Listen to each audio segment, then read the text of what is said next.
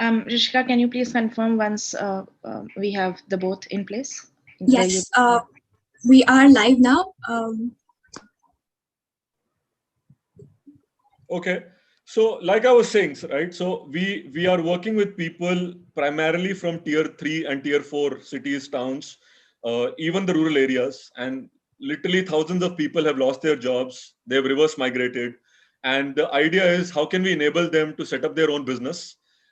And when we started researching about this, I think India in general, and the other day I was talking to someone who has spent about 20, 25 years in the area of entrepreneurship. I'm like teaching. Uh, he said something which is very interesting. He said almost 80% of the people in India are actually entrepreneurs.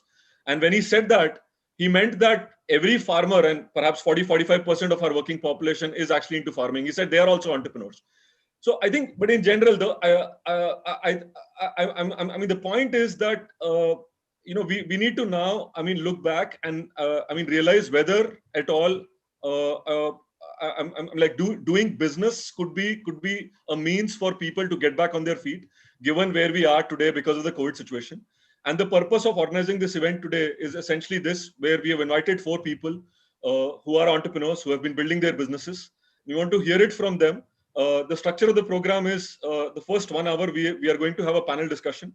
There are a few set of questions that we like to understand, which we believe will be important for our audience, primarily students, as well as people who are interested to start a business, to hear it from you, because you have already taken that step. You are like running your businesses. And at the same time, post that, we would like to take a deep dive into your own journeys, where one by one, you'll be talking about your journeys, followed by some questions that the audience might have. So without, spending any more time, I'll, like to start with the panel. So let me start with this. It is said that self-doubt has killed more dreams than failure ever will. My point being that a lot of people who are at the brink of starting a business, they are thinking that, can I start a business? Can I be an entrepreneur? There is a lot of self-doubt before you take that first step. And I think a lot of people who are yet to start a business would be able to relate to this. Since you've already started a business, would love to hear it from you to start with. What was your first step like? What motivated you? What drove you? What were kind of the drivers that you figured out, yes, entrepreneurship is for me. And that is why you actually took the first step. So what were the various things? What were the various thoughts that were going in your mind? And how did you overcome this fear of failure? Which, or actually the fear of, I should say the self-doubt, which a lot of us have. And then you took the first plunge. So maybe we could start with Ridhima and anyone else. Actually, I don't want to take it like we will not have the time to have everyone's comment on each question. But maybe to start with Ridhima on this one, if you wish. Yeah. So for what we did and for what we are doing, I never ever thought of becoming an entrepreneur, because I still believe that I don't have the right kind of elements to be an entrepreneur. My personality type is a little different, right? The only reason that I started this business had a lot to do with the fact that nobody was already doing it, right? And I felt that there was a huge need of the presence of this kind of a product in the market, or this kind of a segment in the market, right? So for me, it was a lot about doing something that's not present, and just because nobody else is doing it, I had to do that. So I think mine was a little different case that way. This makes a lot of sense. I think we have heard people saying that they found a great opportunity and they just couldn't stop themselves, to jump on it. And the fact that no one else was doing it makes a lot of sense. I'd like to invite, others to comment on how did they overcome, either the fear of failure or actually self-doubt, while you might have also realized that there is an opportunity. In the case of Abhishek, he's taken a very niche business around, paints and, so what, while you might have identified this opportunity, but how did you overcome the, if you, had the, like the self-doubt or like failure, or I would say rather the fear of failure. So how did you overcome that? Right. So, unlike in the case of Ridhima, for me, in my mind, I had always decided to do something on my own. So, what I find sometimes in young entrepreneurs nowadays, or people also who are working for some firms, maybe. So, my guess is that you need to have a hunger in the belly to be successful in whatever you are doing. So we face tremendous kind of peer pressure. I'm sure that is true for everyone. And personally being from an IIT IIM background and seeing all other friends and peers, colleagues of mine taking big leaps in corporate jobs. So getting out of that kind of a setup into setting something of your own would require a huge drive and determination as well as a courage. So to answer the question, how I decided to take the leap of faith. So you first of all get in touch with the right people who can motivate and guide you in the path of entrepreneurship. So kind of a guru. So in my case, they were my parents who guided me along this path. They encouraged, motivated me that even if you fail, there won't be an issue. So why not go ahead and try? Got it. Venkat, you want to chip in on this one? Yeah. See, I come from a background called Tamilian Brahmins. Very conservative by nature. In fact, एक बार नौकरी पकड़ लिया तो 40-50 साल छोड़ते नहीं. My father worked for 43 years with Colgate. Very positive point. And I had this thing. So after my graduation, I didn't pursue higher education because mostly in Tamil Brahmins, after BCom, they will go and do MCom, they will do CA, they will do costing, they will do MBA, and जिंदगी बन जाते हैं उनका इसमें. So I chose to get into financial services, and in financial services, 3-4 years I worked, and I got into my own financial services investment banking business. So I used to go to small, medium entrepreneurs, 30 crore, 40 crore ka turnover, listen to their stories and dreams, go to banks and raise working capital, term loan, or leasing, or bill discounting kind of money, or IPOs. This was my job for 15 years. So 15 saal meeting all these Marwadi entrepreneurs who are doing 30, 40, 50 crores of turnover. And sometimes some of them became 500 crores, some of them became 10,000 crores, some of them failed miserably and vanished. तो ये 15 साल वो field में जाके उनको मिलके उनको पैसा अरेंज करके उनका सक्सेस फेलियर देखने के बाद एक कॉन्फिडेंस आया, now I should pursue my dream. And that's how, it took me 15 years to give up my fear to a large extent. And then I started Goli Vada Pav. But when I started Goli Vada Pav, it was very clear because money was not a great motivation for me. My thing, the motivation was, can I do something good for India? Can I create help entrepreneurs, small people? Can I provide employment and small micro entrepreneurship? So otherwise, I was becoming a social worker, but I didn't want to be a social worker because 15 saal of capitalism, corporate finance was strong on me. So I said, my experience with 15 years of corporate finance, I will go and help that handcart vada pav guy. And उसमें मैंने थोड़ा सा franchising डाला, उसमें supply chain डाला, उसमें marketing डाला, उसमें ब्रांडिंग डाला, थोड़ा सा फंडिंग डाला, and Goli became 350 stores. So I think whatever I learned in corporate finance, I put it to the handcart, and the whole objective was to create micro entrepreneurs across. That is how my story. Venkat, I want to continue on this point. You actually picked a business. आपने वड़ा पाव को इतना बड़ा business बना दिया, which is amazing. And I want to pick this quote from Three Idiots, right? Lata Mangeshkar के अगर पिताजी उनको बोलते कि आप क्रिकेटर बन जाओ, या सचिन तेंदुलकर के पिताजी उनको बोलते आप सिंगर बन जाओ, तो वो कहाँ होते? My point being कि the importance of selecting the right idea. While we have heard कि एक अच्छा opportunity मिला, या fear of failure नहीं था, parents were all supportive कि fail भी होते. But when it comes to actually selection of that idea, you have, like I said, you've picked something, which is like आम जनता का खाना है. Vada pav is so famous. Maharashtra में जाओ हर स्टेशन पे हर जगह मिलता है. Even in other places. In fact, you have brought the vada pav in Uttar Pradesh now. People are finding vada pav. So, ये जो idea selection का था, how did you actually narrow down on that idea? Okay. And how important it is actually to find the right idea?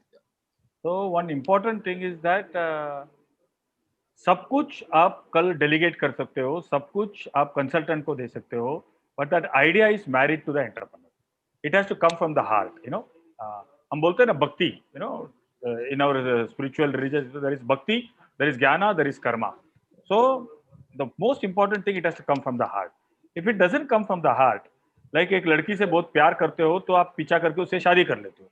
तो same way idea के साथ आपका एक marriage नहीं हुआ तो क्या हो जाएगा, कल तकलीफ हो गया तो पहला 6 महीने में डिवोर्स हो जाएगा.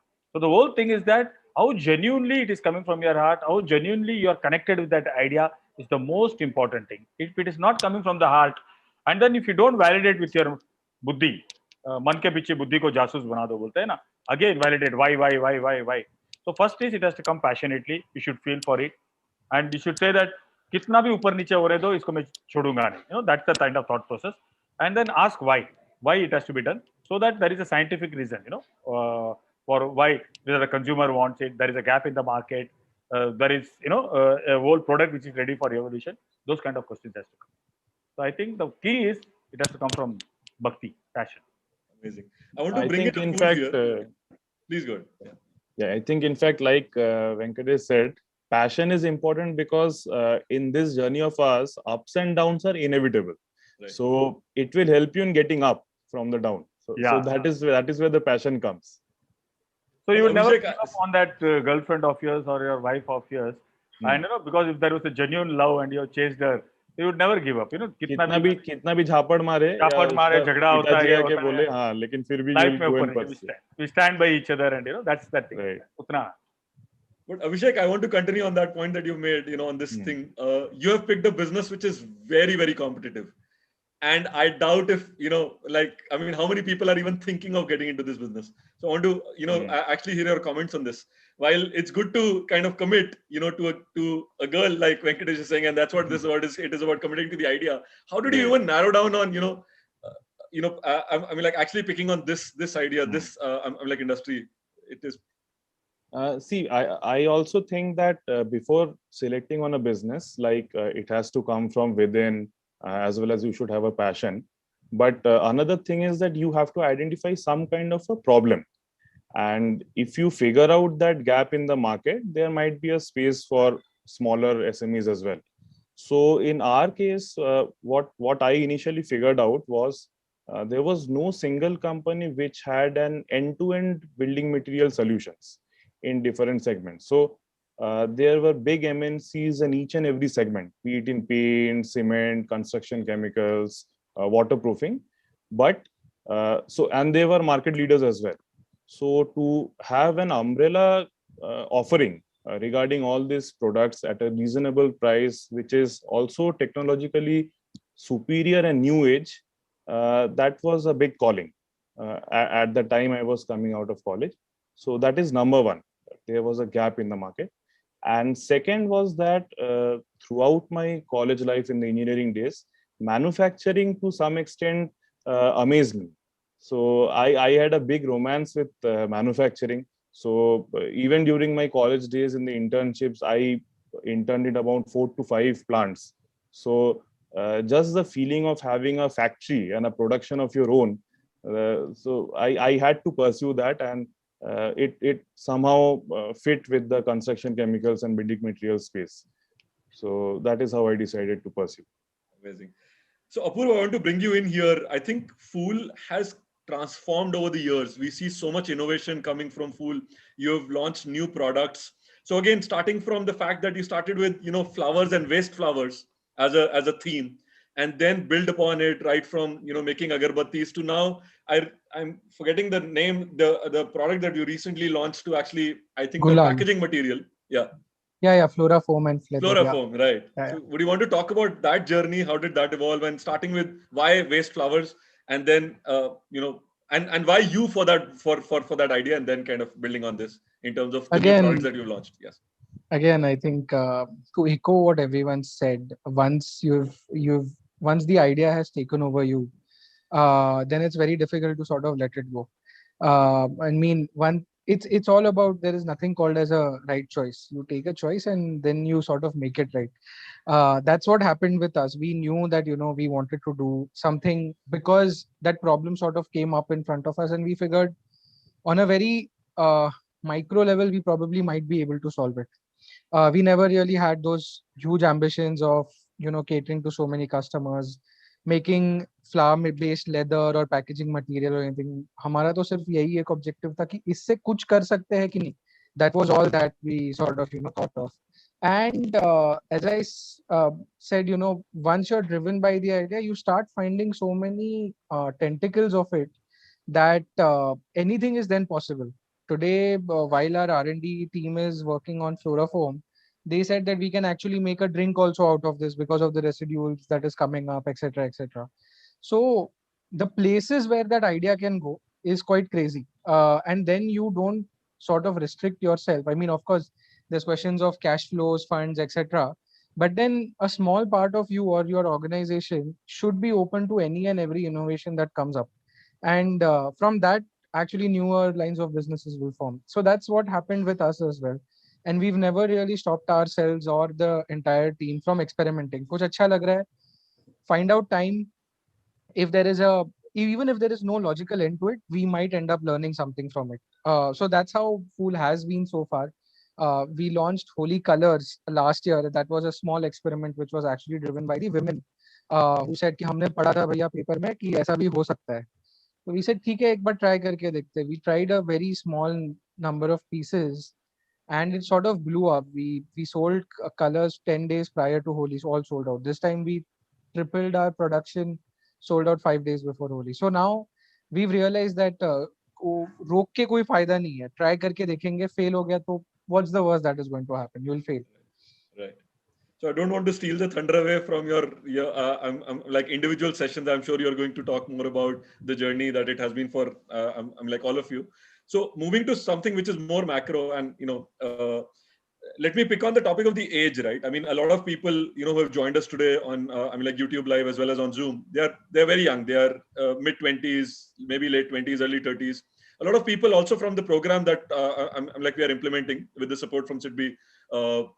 Across 5 states that I mentioned, we see a lot of young people coming in, and I think age is, so I mean, basically the question that comes to our mind is कि अभी मैं just out of college हूँ, क्या ये सही समय है शुरू करने का? Should I take some, कुछ experience हो जाए? तो ये एक बहुत common सवाल आता है. I want to start from there, and so maybe Apurv, with starting with you. I think you're all of you are like bunch of I think late 20, early 30 folks, who are actually building this. So any thoughts in terms of what role age plays? Corporate job पहले करना चाहिए, startup में job करना चाहिए, फिर business शुरू करना चाहिए. What would you have to say on that? नहीं ऐसा मतलब I can say all of this in retrospect only. So the best time to start your own business is now. But only thing that you need to evaluate is how committed you are to that particular idea. Of course, a corporate experience definitely helps. There's no two ways about it. You really understand the basics. You get your hygiene, discipline, etc. right.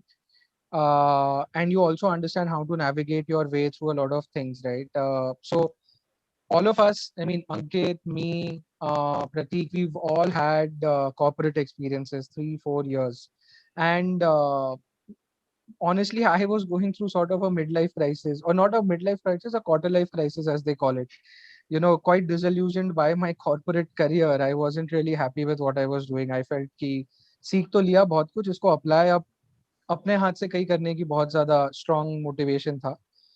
So that's why for me it was a lot easier to take the plunge. But my personal opinion is for anyone, for folks who are just out of college, etc.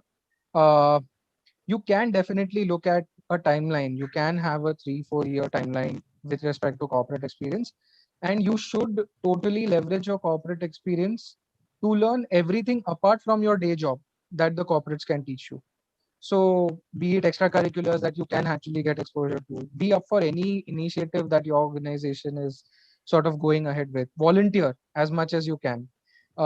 It's okay to burn out in the first initial years of your life in your job, because itna kuch seekhne milega that there's no, the upside of it over a period of time is huge.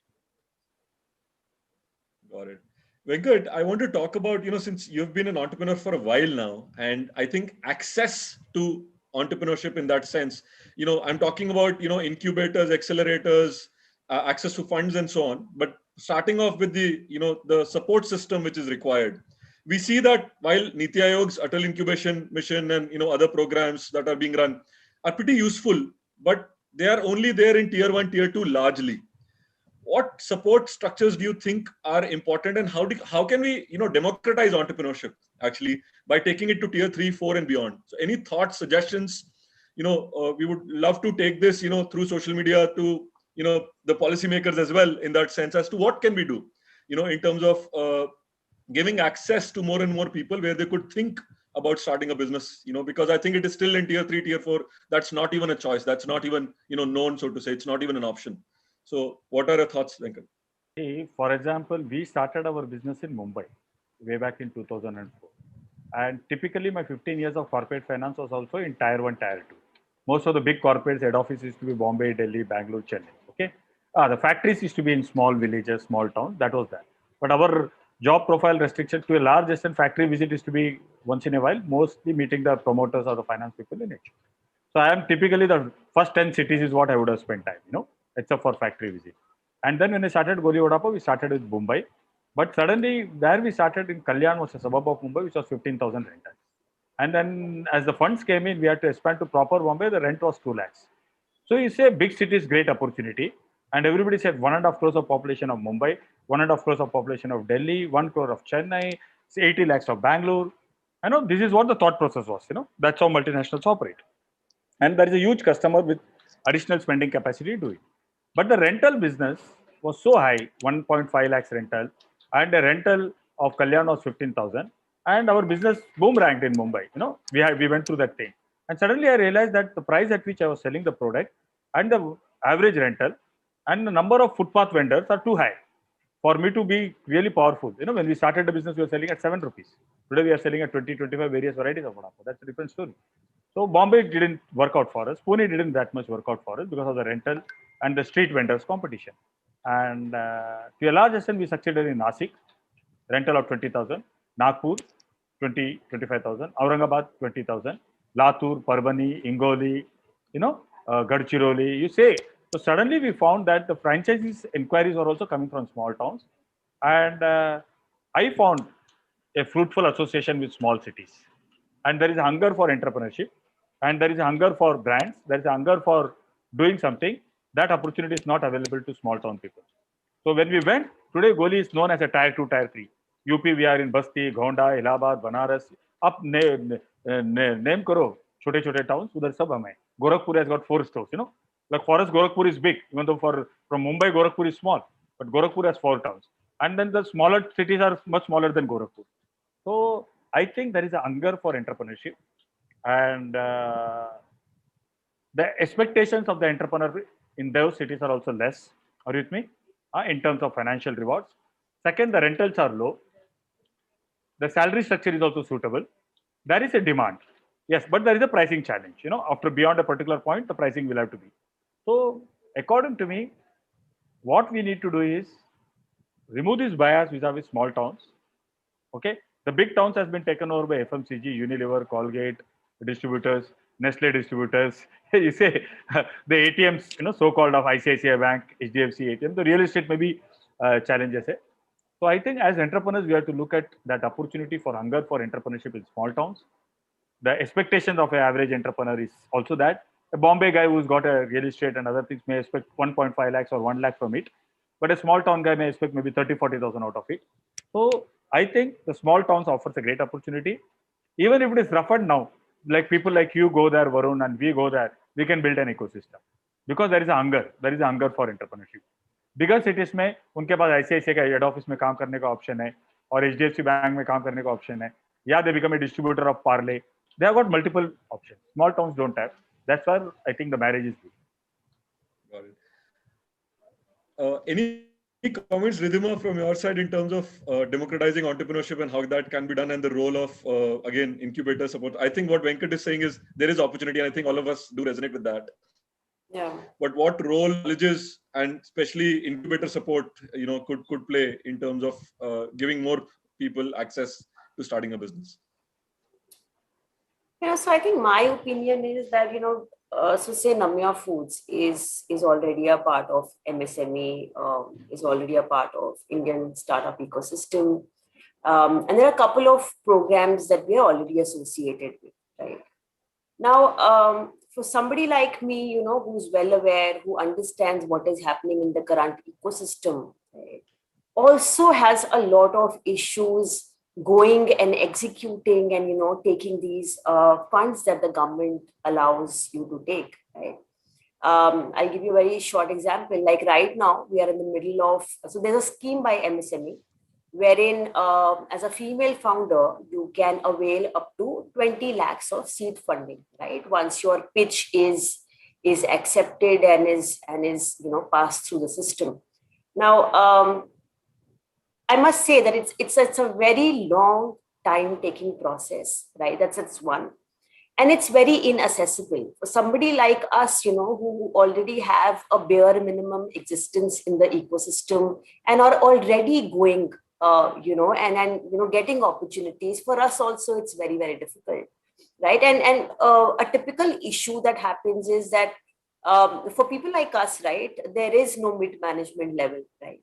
Unlike a lot of funded startups where you can just quickly get in all the places filled up, for us it's still run by one central person, and it takes time to create that mid-management level, unless there is a good amount of cash flow that's running in the ecosystem, right? So there is no dedicated resource that we have at our end, to sort of proceed with all these proceedings, right? So while I feel, and I think there was another session that I was a part of, and this is exactly where what I spoke there, that there are too many programs right now that are being run by the government, right? There are too many incubator programs at the same time which are being run, but accessibility and getting equal amount of opportunity, right, to reach to them is the basic issue.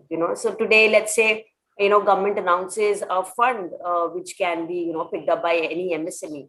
How many of them or how many of the MSMEs can actually go and avail that kind of a scheme is where the majority of the issue lies, right? There's still a lot of corruption. There's still a lot of manipulation that goes behind availing these kind of schemes that should be easily accessible by the government. So I think that's where a lot of work needs to be done. I think for people like us, who still have that 2, 4, 5% of accessibility, imagine somebody who's just starting up, right? And imagine somebody who's from tier 2 and tier 3, like I belong to Jammu, and Jammu Kashmir is politically very disturbed, right? So I cannot stay there for more than 1.5 weeks, because I know that for ecosystem to run, I have to be in the center. So for opportunities for people who are still in tier 2, tier 3, tier 4, they are hugely less, and accessibility is very, very low, right? So there's a lot that has to be done, I think, from that perspective.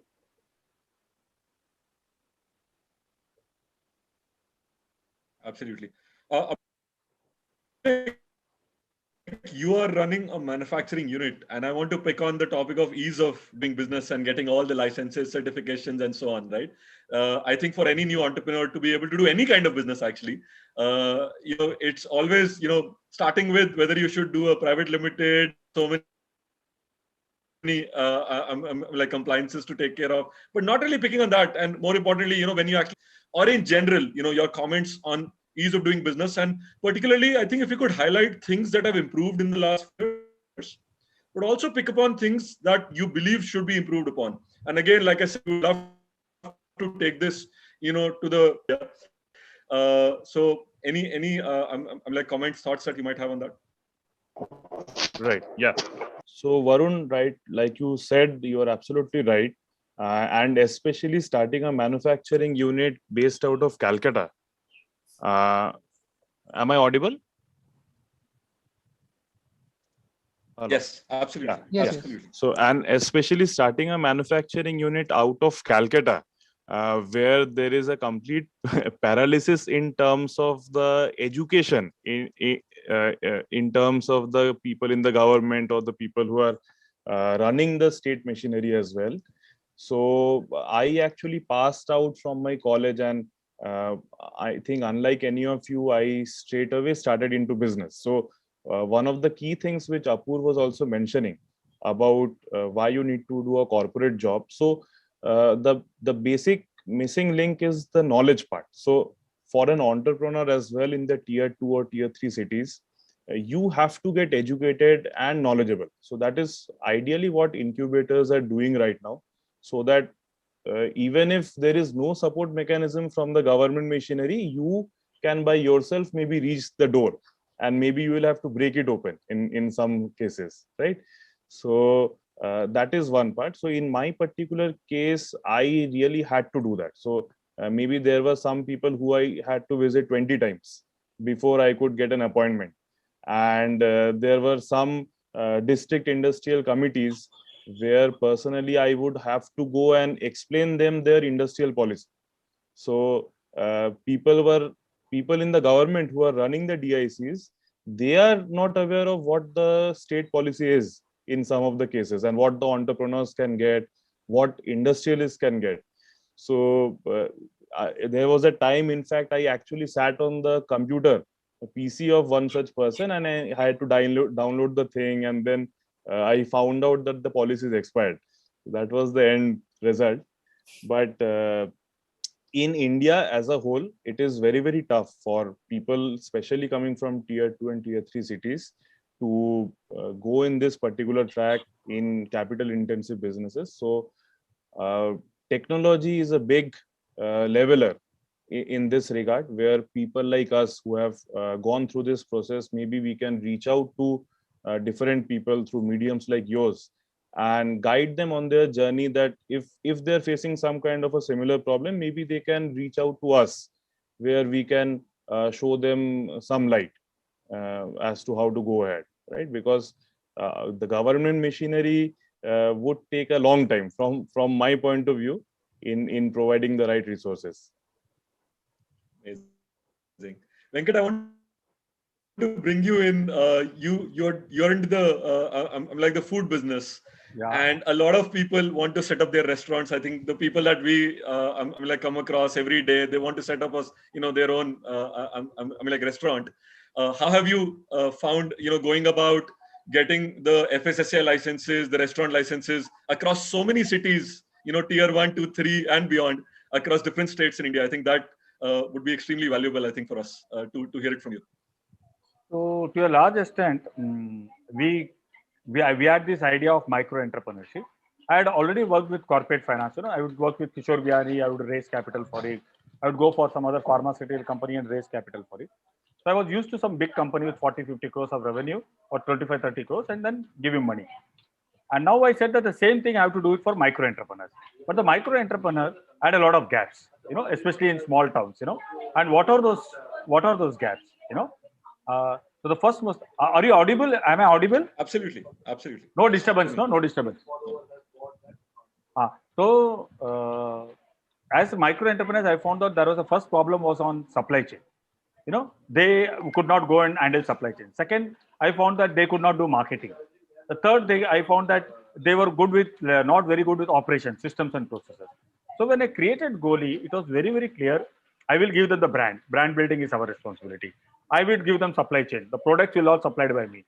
Third, I will give them is what, in terms of a process system, how to run a restaurant. And now I said, you start a store. This is the design of the store. This is the equipment. These are the kind of products I am giving, all with 9-month shelf life. And then you have to remove from the fridge, put it inside the fryer. Again, the fryer was done by VJTI electrical engineers. That all headache of getting the fryer done, getting the fridge done, getting the equipment done, getting the products done with multinational corporations, negotiating on his behalf the entire pricing, potato price, basin price, oil price, all we will do. And then once you make the product and we supply, his job was to handle the local area. So you asked me a good question. Local area to get the licenses was his headache. That basically a food license, or maybe what do you call shop and establishment shops and establishment. Right. So to a large extent, those franchises were good at handling in the local area, and none of them faced that much of problem, frankly speaking, vis-a-vis licenses. Some states would be corrupt, some states were clean. That's my experience. Somewhere they have to pay 5,000 rupees. But if you compare to Bombay, where my licensing cost is 1 lakh plus or 1.5 lakhs, a small town will happen in 20,000 rupees. Are you with me? So for us, absolutely. everything came as a boon. In fact, the product was all done in a fully automatic plant. So none of these food authorities, or I don't have a single case by a food. Last 15 years I have done business because they are all international quality ASAP certified butter powder, international quality ASAP certified chutneys. I know there is a packaging material. Butter paper comes from a standard thing. So Got the it. food quality was good. Everything was good. In fact, the entrepreneurs were very good. I will tell you, all our micro entrepreneurs. I couldn't have developed Nasik. I couldn't have developed Aurangabad because I don't know which are the best locations in Aurangabad. I don't know sitting in Mumbai which are the best locations in Nasik. What are the rentals? Where will the highest footfall? But my Nasik entrepreneur would know where to start the way. In fact, when we wanted to expand in Nasik, he only became my master business developer because his gut feeling about this location would do well was much better than my corporate office sitting guy, MBA guy sitting in my office because he will talk about Fair all enough. those things. Theoretically, it looks good, but a guy, a small entrepreneur in Nasik would know a college road chalega, a particular location in Nasik, yeah, Aurangabad. So I think we built this business on the strength of the entrepreneurs in all the small cities. Lucknow, I couldn't have built. That guy who was Sure. in Lucknow, he built it for me, because he Sure. understood the location, he understood those franchises. So I think the Understood. local market is there. Yeah. I think your model of business in a box, like you provide this business in a box to entrepreneurs definitely helps. And picking from what actually Abhishek mentioned, people like all of you who have actually taken the licenses, who have gone through the process of building a manufacturing unit or you can say a retail business. I think that wealth of knowledge, if it could be passed on to people who are now starting a business, like Abhishek said, perhaps at times the district industry center also doesn't know, about the policy, and that I think something that we actually see very often. I want to pick on that. I want to build on this, because mentorship, and access to this knowledge, and what the role that we could play, because we have already built these businesses. I want to build on that. Apurv, any thoughts, starting with what has been the role of business in the journey of food, and how do you think entrepreneurs could actually pay it forward in terms of being mentors to the ones who are now starting up a business? I want to start with you and then bring Ridhima in. On the same point. I think mentors have been one of, I would say, the most important aspects or pillars of the business that Fool has become. I mean, no two ways about it. There have been times when we've actually sort of pulled our hair because of the advice that our mentors have given us. But in the long run, it has really, sort of come ahead and shown its true potential. Be it compliance, be it, even that 2 rupees receipt that you should sort of maintain. Due diligence में उसका कितना फायदा होता है वो हमें बाद में समझ में आया because we didn't really understand all of these things. चलता है attitude that we have is something that mentors will ensure that you don't become a prey to. Apart from that, I feel the role of mentors is just in being fantastic sounding boards. See, certain things will take a lot of time. If there is a government policy decision or if there is a government file that is not moving in your local area, your mentor cannot sort of, pull some strings and do it for you. But he or she can sort of tell you that, what, this is going to take time. This is how things are. He can give you a very zoomed out perspective about a lot of things. And many a times when you're in the mix of things, that's so important that you realize, okay, fine, keep your head down, keep doing this. 3 months down the line, it will sort of help us. A simple example for us was, again, as I said, when we went for our first pre-series A, our life was actually a lot more easier. All our paperwork, etc., that really sort of went ahead a lot faster because from Social Alpha, when we had our mentors and the people, our portfolio managers, etc., I remember there was a time when our portfolio manager called a customer care number and that was switched off and we got like a beating, like left, right, and center. So that was one of the things that he said, this is non-negotiable. This number does not shut down. One. Two, the reports that we had to sort of send in that, okay, fine, this is done, this is done, this is done. We really used to feel, array, matlab, every 3 months I'm sending the same report and we are doing it now. But then when due diligence came in, everything was sorted. Our policies were in place, etc., etc. And then, I mean, they found it difficult to sort of pick flaws. And that is when we realized, ki boss, iske aage, whatever people say, we sort of listen to it. how can we sort of transfer it in the same way? I think we cannot really be, we cannot pull strings for the entrepreneurs, but we can be sounding boards, and we can, I personally feel we can provide a zoomed out perspective. Just those minor changes provoke them to think. That's the role that I think early stage startups like us can play. At least at Fool we can. Awesome. Thanks, Apurv. I mean, Ridhima, any thoughts on this? Have you had mentors in your journey, and are you already kind of mentoring a few people who are kind of starting up right now? Would love to hear your thoughts on that. So unlike what Apurv was mentioning, and I was basically listening very carefully also, because we're in the process of probably picking up our seed funding now, and it's a lot of things, but and it's only, we're doing it only because we think that there is a strategic understanding which is lacking in the ecosystem right now. So I think, let's say if I am doing the majority of thinking in the company, right, I can only think so much, right? There was an idea, I knew how to pitch it, I knew what products could do well. But when you're running a startup, and especially when you have to scale up a startup, right, there are multiple things that you have to think of, right? There's also a lot of time value of money, right? While I could probably crack a certain deal in 6 months, right, but there is a running time that I'm losing on, right, where exactly somebody's opinion, somebody's mentorship sort of comes into place. And till now, we've not had any mentors, right? But it also means that if I was open enough to understand that we are lacking in a certain segment, we are lacking in a certain space, we might as well talk to more people who are already leading those spaces, or who already understand way more than me, right? So that's what I have personally done, reaching out to people on LinkedIn, using my own personal network to understand a few things that I didn't understand at all. So I think, and there's one thing that I've learned the hard way, which is that there is a mentor in everybody you meet, right? And it could be as simple as somebody who packs, there are these ladies who pack stuff for you in your manufacturing facility. I have understood so many things from them. For them, it is more commonsensical. For me, I had to do an MBA to sort of understand that, right? So there are multiple things that you understand over a period of time. So I feel there's a mentor in everybody, as long as you are hungry to understand, as long as you know where you are putting, you're getting wrong. Like I personally do this a lot. I complete a task and then I go back and then I ask myself if there was another way of doing the same thing, and if I could do it more quickly, more efficiently. Right. So I think it's a constant process of reevaluating yourself, and then, taking the right steps at the right time and doing things and executing them.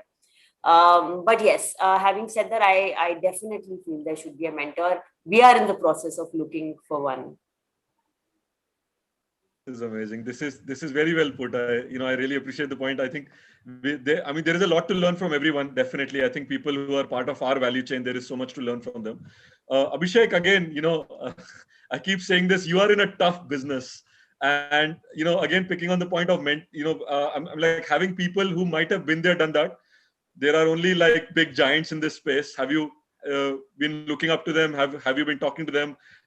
You don't have to share the name, I guess, because, if they're still helping you from the inside. I don't know if that's the case, but we'd love to hear from you. In terms of your thoughts on audio. Right. So I'll just cite a small example which happened during my initial days of starting up. So given our background and the kind of value chain we have seen over our formative years, so we, in building material business or any business, fundamentally learn to trust people. So let's say in Tigonis, what happens is that we have a fantastic distribution network. So our products are now present in more than 6,000 counters across Eastern India through a dealer distributor model. So what initially happened was, for a reason of growth, for wanting better growth, we would give our materials to anyone who would make a who would give forward a, desire to keep our materials. But I visited some competitors of ours who later turned out to be mentors as well. So what I found out that the owners would just sit with the credit cycle, the cash and credit cycles in the building material business. So I asked why. I mean, why is it the case that you give the materials to someone and there is a possibility he'll not pay you back? So the thing which is happening with the banks right now. So initially it was not possible for me to understand and figure out that all my customers who are taking materials, at some point of time, it is possible that 50% don't pay up in time, which will severely hamper the working capital and cash flow. So this was an advice which this particular gentleman gave me, and he said that 80% of his time he just sits and maintains the credit period, credit limits for all the customers, and that is the business owner speaking. And I had to go through this very tough stage, initial 1.5 years, and then keeping his particular advice in mind, now I have managed to restructure the business in that way. So in terms of, you don't go off running after revenues at whatever opportunity you get, but bottom line is also very important. So that was a big example. And as Ridhima rightly said, even suppose in this forum we are having a 1 hour discussion with the panelists, but people might be from different industries, different walks of life, but each and every aspect of their life has some or the other learning. And as a business owner or an aspiring entrepreneur, you should connect with as many people as you can. And in fact, I would add to that and say you should specifically keep some part of your day for networking. Maybe not with the objective of raising only money or getting more business, but just to have better insights. And that will definitely help you in your career as well as in your business. Got it. This is great. I think in the interest of time, we have a few questions. What I'm going to do is the questions which are specific to a panelist, we could actually take them when you're actually doing your, keynote speech, like post that. So any question that we've received here, which is specific to, actually a panelist could be done later. I have a question, interesting one actually, we didn't cover this, and I believe this is very important, the team building aspect. I think when we take the plunge, when we actually have decided that we want to start a business, starting from the idea of having a co-founder or not, to then building your core team, people who are the first ones to join you. I think any comments anyone has in terms of how this has worked out or not worked out for you, I think both experiences, coming from you would be very relevant, and also important. So the whole idea of team building and how can one go about, especially when you're very young, you're just 20, 21, 22, 23 years of age out of your college, how can one go about building a team? And any one of you could take that. Feel free. In my case, I would say that I had spent 15 years in financial services, and I had a 5-6 people core team members working there. And one day I said that I'm starting Vada Pav, so this business is yours. You people go and run the financial. I'm enough of financial services. I had a whole network for 15 years and relationship.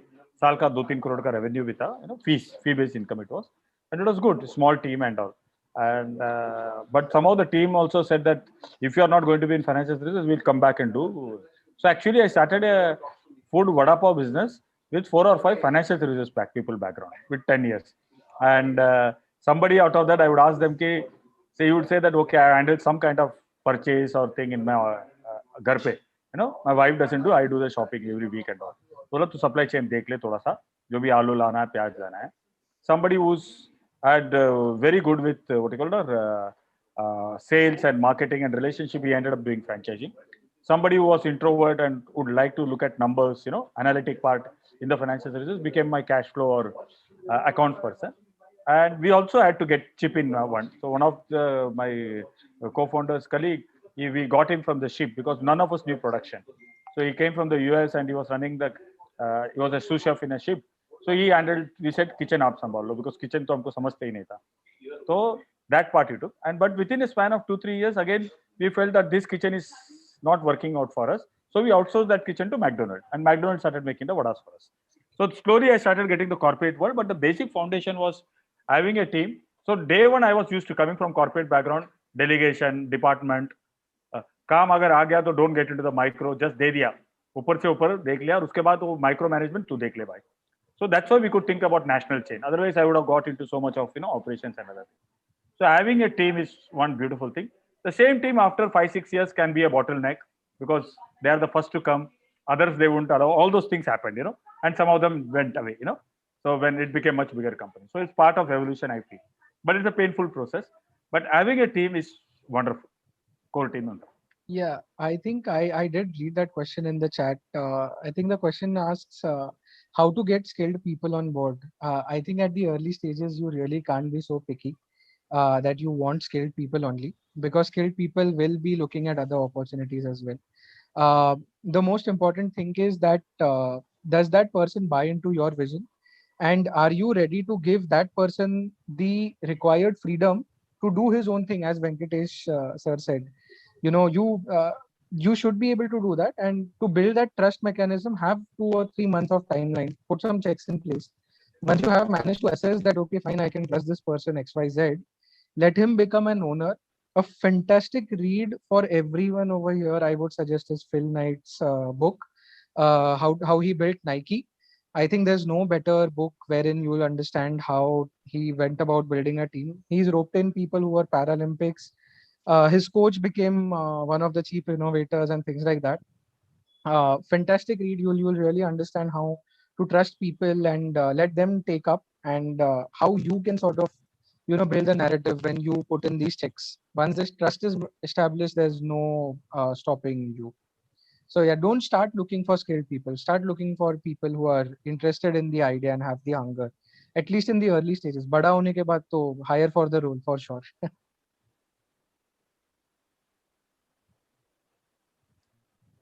Great.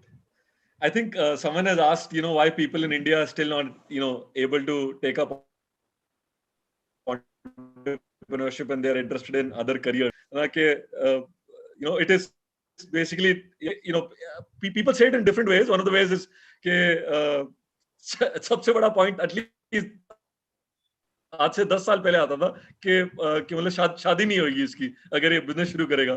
तो I think I mean, my personal opinion on this is that people have actually, or like as a nation, we've actually evolved from that mindset. But anyone has any, I would say comments on this? Do you still believe that entrepreneurship is not the preferred choice, or would you rather,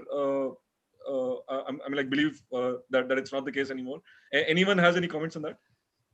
I think we are a nation who fancy a lot about stardom.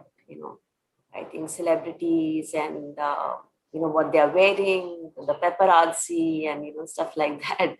And a lot of people who think they can't reach there go back to being a little more safer. So I think the main issue with India probably is that people think that getting that initial capital is a very big thing, right?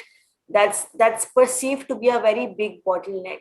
And second thing, I would say that, in India, not having to do a lot of work is a safe place to be in. And hence, a lot of people still want to be in a government job, and they spend 4, 5, 6 years of their life, clearing an exam and, getting, and, like in my friend circle and in a lot of people that I know, it's something that they want to do every day. And, I just ask them a simple question that, अच्छा अगर UPSC कर लोगे तो फिर do you know what is your day-to-day job going to be? और तुम हर दिन उठ के क्या करोगे? Do you have an understanding of that side once you clear the exam? And a lot of people don't have an idea, So I think it's this whole lack. It's this whole combination of playing safe and wanting to not work, is a big detrimental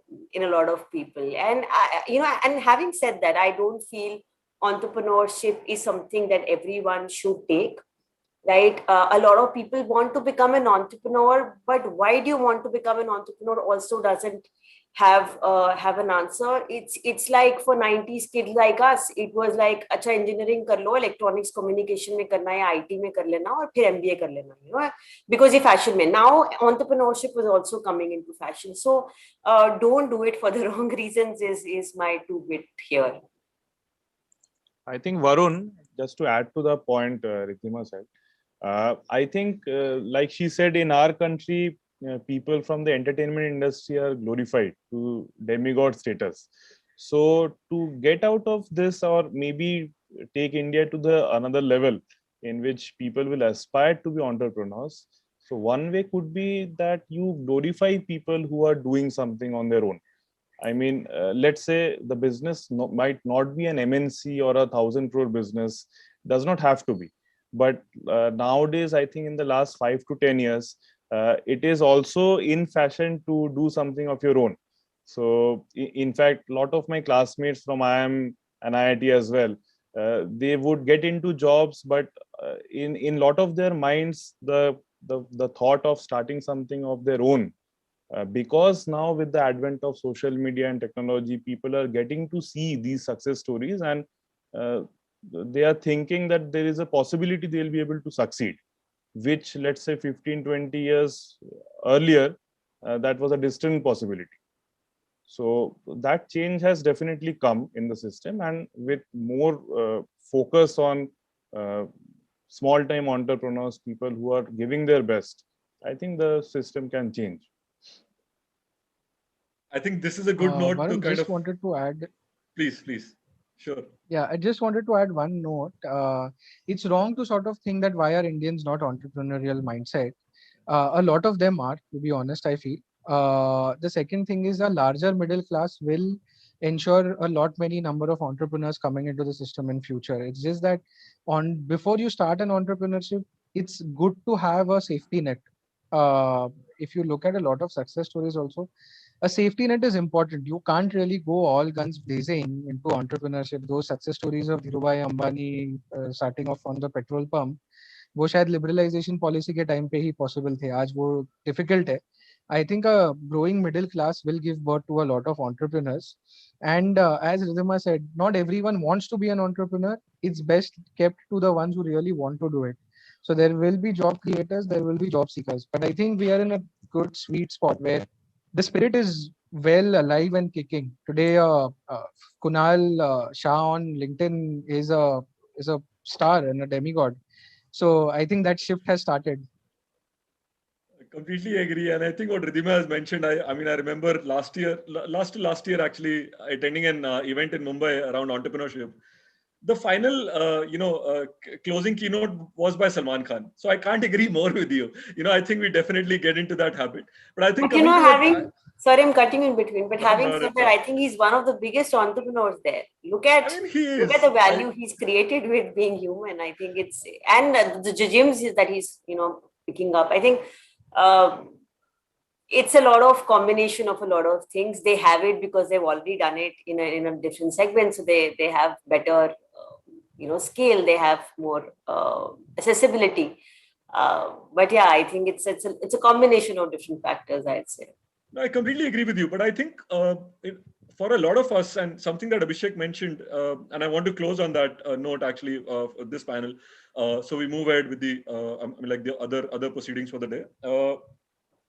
I think the fact that the country is so diverse, the fact that people are coming from so different, kind of backgrounds, I think it is extremely important to bring forward the stories of people like all of us and many more who have, who come from all these different backgrounds. They may not be coming from tier 1 education. They might not even be educated.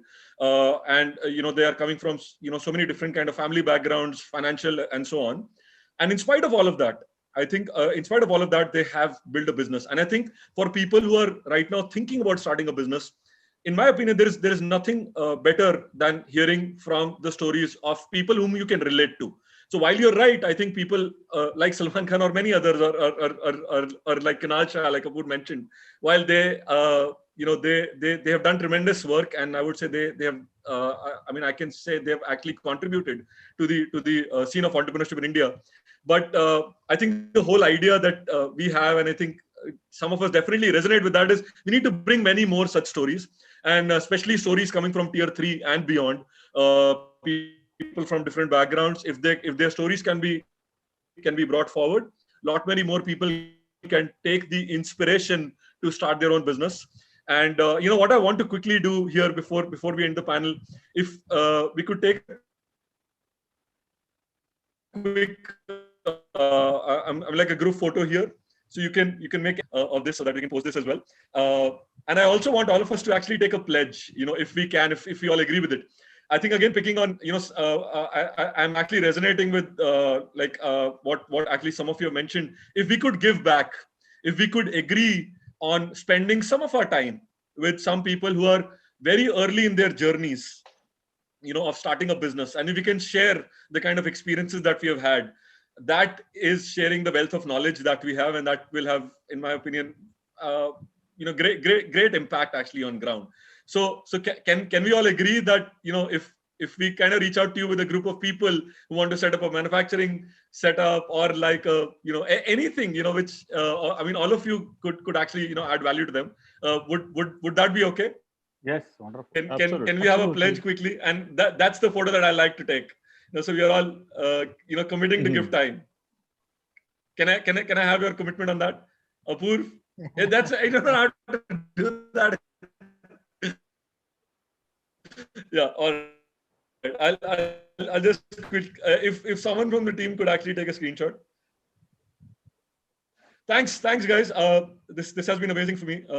Would love to continue our conversations with you. Would love to document some of your stories and bring it forward. Primarily, like I said, for the reason that we want to democratize this whole idea of starting a business. And I believe that some of your stories would be tremendously inspiring for people who have joined us today and going forward. Thank you. So much again for your time. Thank you. I would like to invite Rishika from. Thanks so much. You take care, everyone. Yeah.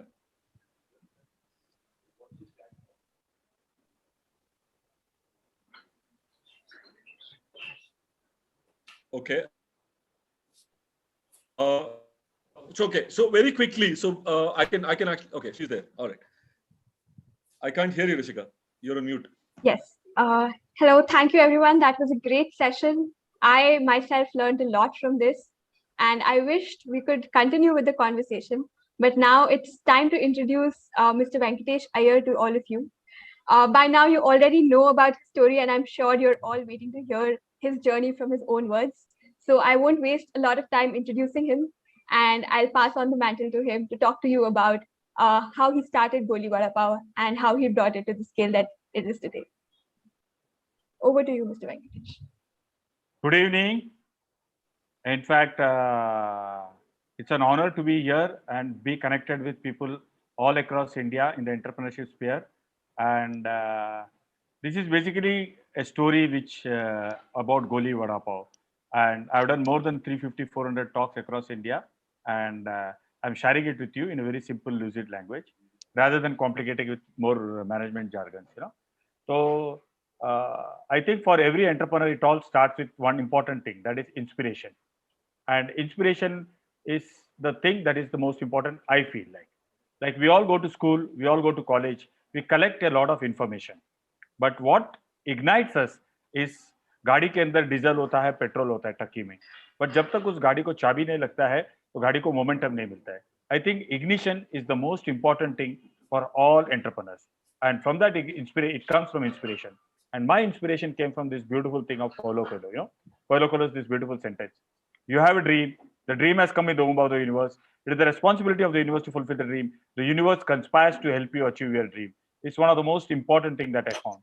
The same way our own Mahatma Gandhi has said, you find the purpose, the means will follow. And the most important inspiration came from a beautiful book by Richard Bach, and it's called Richard Bach's Jonathan Livingstone the Seagull. And it's a story of a small little seagull which wants to fly like an eagle. Normally, seagulls don't fly much high in the air. Their flight is restricted to basically 10 to 15 feet high, and for survival, for food. They normally go at the, what you call, the seashores where there are the fisherman's boat and the net, and all those dead fishes, is what the seagulls normally eat, and then they fight among themselves for that. Amongst them was Jonathan, our hero, who looks at the eagle and say, "Can I too fly like an eagle?" It's basically looking at the big bird and thinking, "Can I fly at 10,000 feet high?" It's like a small boy from Ranchi or Kolhapur looking at the big businessmen across the globe or across India, looking at Narayan Murthy, looking at Azim Premji, looking at Ratan Tata, looking at Dhirubhai Ambani, and saying, "Can I build a business like them?" But Jonathan, there is a fictional mountain. He climbs this mountain every day, which is supposed to be some 1,000 feet high, and from there looks at the eagle and says, "Can I too fly like an eagle?" This is what he is every day looking at. He doesn't have the courage to throw himself from that 10,000 feet high cliff, 1,000 feet high cliff into the winds of the ocean. And when he looks at that thing, he has some fear. So I think each of us will have those kind of fears, in us. And it requires a lot of courage to throw oneself from that 1,000 feet high into the winds of the ocean. And Jonathan looks 1 day, 2 day, 3 day, and one day gathers the courage and throws himself from that 1,000 feet high cliff. He comes crashing on the brick like ocean, and all his feathers are all tattered, and he becomes unconscious. And the ocean waves brings him back to the shore. As he comes back to the shore, his father, his mother, his family and friends, they all say, "Bola tha na, you should have taken a safe job. Maybe you should have taken up a family business. But leave this entrepreneurship and big dream to the Tatas, the Birlas, and the big entrepreneurs." Jonathan opens his eyes. It says, "No, father, I know I too can fly like an eagle." And he climbs this 1,000 feet high cliff, throws himself second time, third time, fourth time, fifth time, 100th time. And every time he used to throw himself, he used to fail, but he used to learn a lesson. And at last, one day, Jonathan flew like an eagle. I think the story of all entrepreneurs are like that. We all go and we fail every day in some way or the other. It's not a very perfect story, especially the startup ecosystem.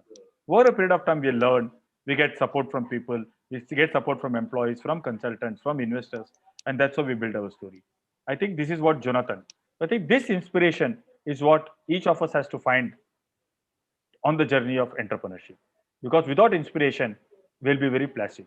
After inspiration, I feel the next step for entrepreneurship, in my case, has been idea. ये idea का होना बहुत जरूरी है, ये unique idea. Okay, now those days I was still thinking what to do. I was thinking what to do, and my mobile ringtone used to be this famous old Hindi song, छोड़ो कल की बातें, कल की बात पुरानी, नए दौर में लिखेंगे हम मिलकर नई कहानी, हम हिंदुस्तानी, हम हिंदुस्तानी. And I should start the day with a Colgate paste, हम हिंदुस्तानी, a Gillette razor, हम हिंदुस्तानी, a Nokia mobile, हम हिंदुस्तानी, a Lux soap, हम हिंदुस्तानी, and Nike का जूता, हम हिंदुस्तानी. And I used to think, इसमें हिंदुस्तान कहाँ है भाई? इसमें हिंदुस्तान कहाँ है? So somewhere I felt we should start an Indian brand among daily consumption. An Indian brand among daily consumption is the most important thing. After Indian brand, once I decided it was going to be an Indian brand, I was still thinking, what more to? Indian brand में करे तो क्या करे? तो hello, can you hear me? Yes, Venkat, very well. Very well. Okay, I just.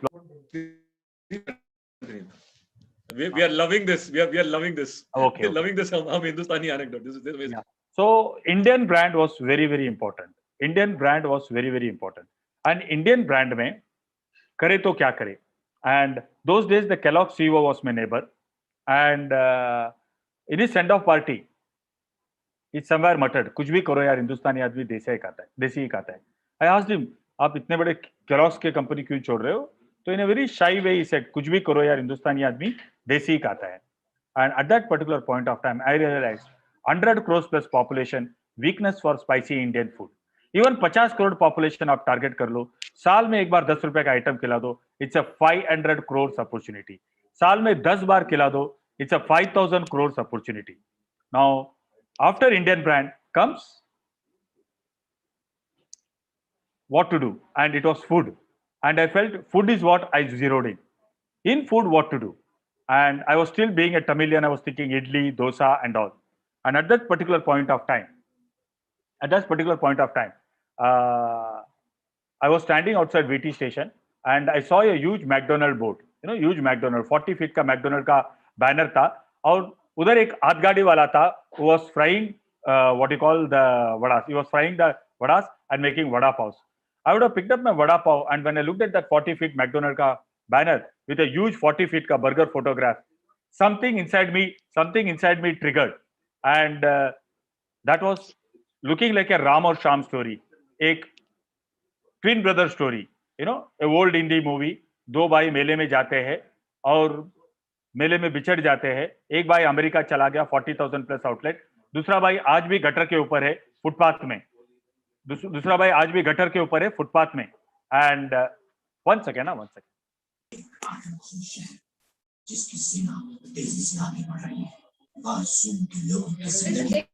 Yeah, can you all hear me? Hello? Yes, sir, we can hear you. Okay, there was some disturbance. So somewhere it looked like a Judwa Bai ki kahani, and I felt if burger can become so big, why not vada pav? And that's why I zeroed in on vada pav. I think somewhere up to this stage, what I covered is idea. National brand, Indian brand banana hai. Second was food, and after food, I zeroed in on vada pav. Now, once you have decided at that intuition moment why vada pav, now we have to go and ask why. This question has to be asked many times. And when you say why vada pav, there are so many questions and there are so many answers. Like for example, if you can you service 5 minute में 50 masala dosa customer, 5 minute में 50 masala dosa customer को आप service नहीं कर पाओगे, because 50 masala dosa देना है तो you require at least 10 Tawa and 10 people making those dosas. 5 minute में 50 ग्रिल्ड सैंडविच दे सकते हो? नहीं. 5 मिनट में 50 पानीपुरी कस्टमर को सर्विस कर पाओगे? नहीं. You require so many pot keepers. तो आई फेल्ट दैट 5 मिनट में बम्बई के फुटपाथ में वड़ा जरूर निकलता है कढ़ाई से, 50 वड़ा, उसको पाव के बीच में घुसाड़ के दे दो. It falls into definition of a fast food. So the why question is it was a fast food like a burger. Second, it was a finger food. If it is idli and dosa, you require sambar and chutney. If it is sambar and chutney, you require plate and spoon. अगर plate और spoon आ गया तो table chair लगता है. अगर table और chair आ गया है, and imagine you are having your business in Bombay, Pune or Nashik, wherever is that, there is a rental cost, and you have got 3 or 4 tables, and a young couple comes, 18-year-old, and needs a 10 rupee product, आंखों में आंखें डाल के 2 घंटा, तो आपका business का तो बैंड बज जाएगा. So fast food, finger food, and mobile food is the finger food. Vada pav doesn't require sambar, doesn't require chutney. It requires a vada, a pav, some chutney inside it, a butter paper wrap. It's fast food, finger food, and because it's a finger food, it's also a mobile food. Bombay में आपने देखा रहेगा life and death situation, train के बाहर लटकते रहेंगे, but they will have a vada pav in hand. Rickshaw वाला rickshaw चलाता रहेगा, वड़ा पाव जरूर होता है. कोई गाड़ी चलाते हैं, हाथ में वड़ा पाव जरूर होता है. A housewife is who is working in a bank and coming back home at 6 o'clock outside a railway station, so भाई साहब आधा किलो टमाटर दे देना, भाजी लेते लेते वड़ा पाव खाती है. So the fast food, finger food, and the mobile food was the most important definition I found for vada pav. And I found this was the most important thing, that it could be a scalable model across India, and it looked like a trade brother, like a McDonald's burger. A lot of people used to say, Venki, vada pav Bombay ke bahar chalega kya? But as entrepreneurs, we shouldn't go by form. We should go by content. You should not go by form. You should go by content. For example, what is there in vada pav? It is potato and pav. Okay, that is maida. So masala dosa में south में क्या है? Potato है. North में आलू पराठा में क्या है? पोटैटो है.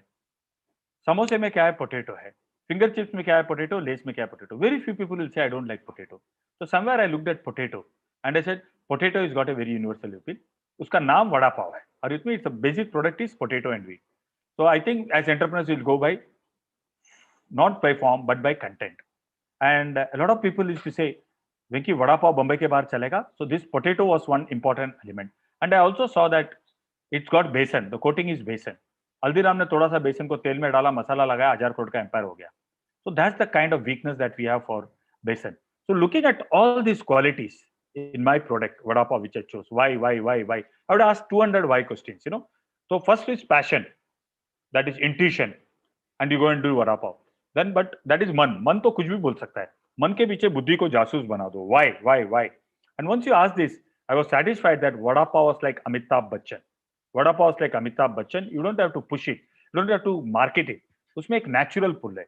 Any product which has got a natural pull, which solves a problem of the society. Mumbai में भीड़ है, मुंबई में टाइम नहीं है, और मुंबई में रियल एस्टेट इज कॉस्टली, तो वड़ा पाव उधर से बॉन्ड हुआ. तो कैसे हो गया? Fast food, finger food and mobile food. It solve the problem of a particular city. It solve the problem of changing India. आज नॉट ओनली मुंबई, नासिक भी बिजी हो गया, नॉट ओनली नासिक, गोरखपुर भी बिजी हो गया. So fast food, finger food and mobile food is the most important thing. Because पहले जैसा एक थाली बैठ के कोई खाते नहीं आजकल डेली. मे भी महीने में एक बार बड़ा थाली खाते हैं ना भोजनालय, और नहीं तो रात को घर पे जाके डिनर करते हैं. But otherwise during the working hours is fast food, finger food and mobile food. I think this was the idea.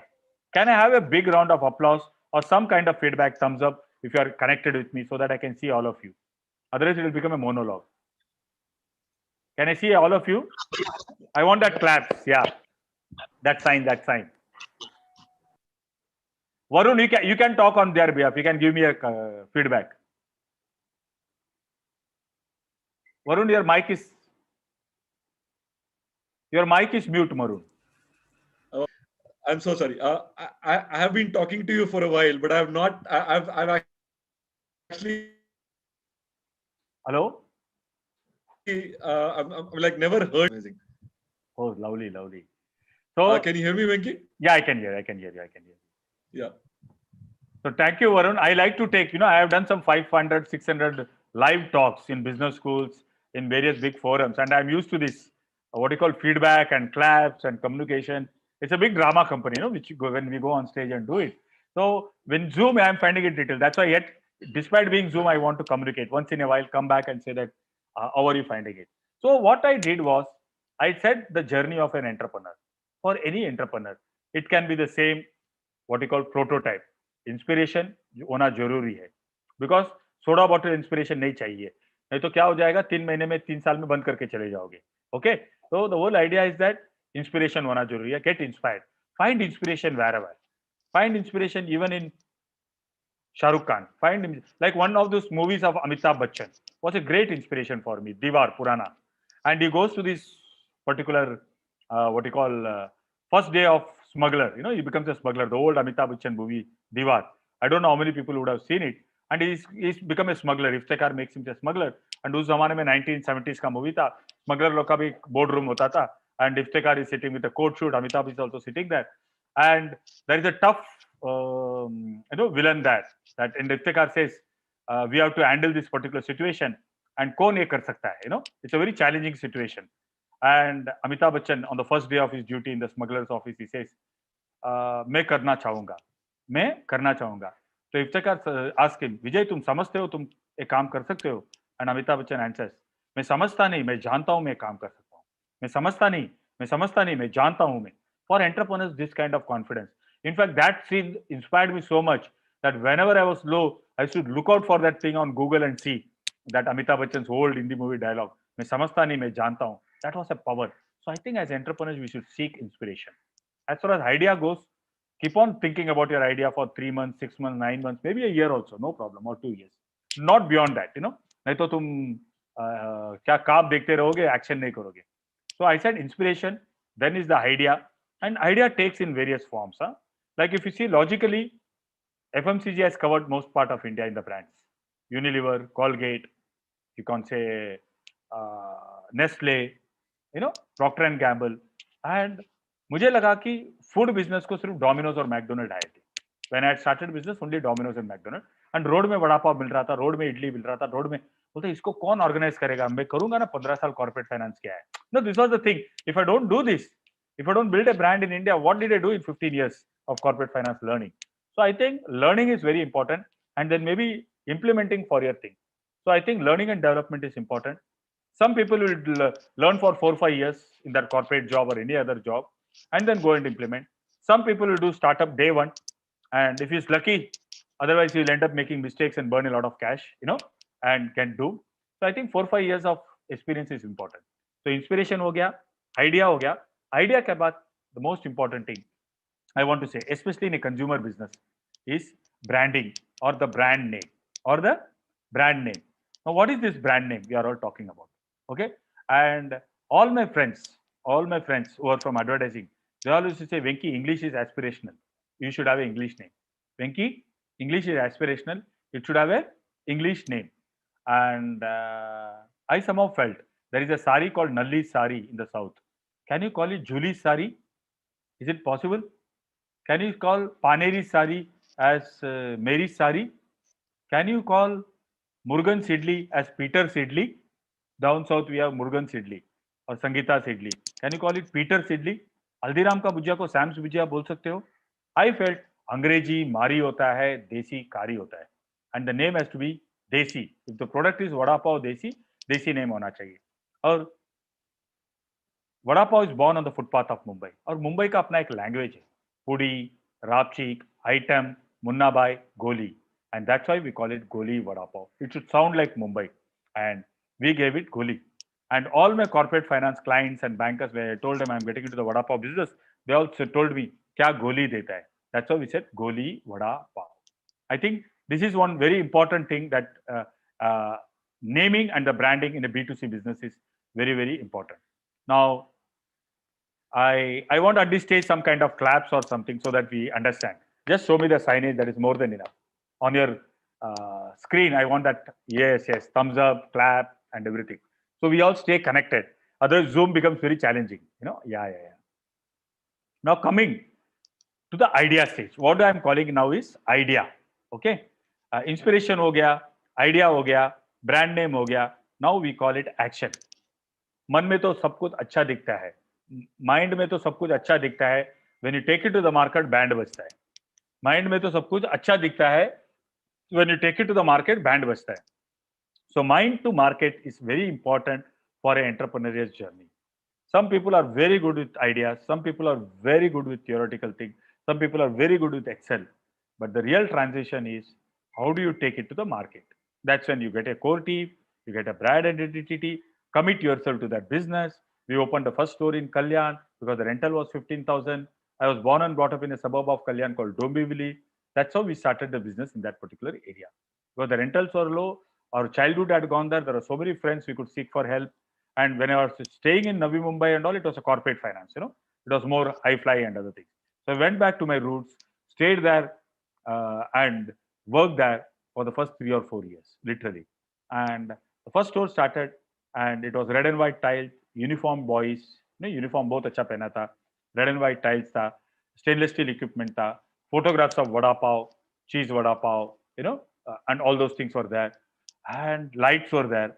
And suddenly vada pav was being sold on the footpath of Mumbai in a banyan and a tattered lungi, and on a handcart which was totally dark and dirty on the gutters. The handcart used to be there on the footpath. Customers found a clean, hygienic, well-lit, spick and span store, and they were drawn. In just a matter of 3 to 6 months' time, the small handcarts which were there, which were selling it, unhygienically, had to move out because we were roughly selling at the same price, 5 to 6 rupees. And the proposition that we were giving them was wonderful. Hygiene, cleanliness, and I didn't compromise on taste. All the people who make that masala for vada pav and the vadas came from college canteens or came who were good vada pav makers on the footpath of Mumbai. We selected some of them, 15, 20 of them, and got into our kitchen. Vada banane wala, chutney banane wala. They were authentic Mumbai street food taste. And then we created a secret formula how to make that Mumbai street food taste much higher.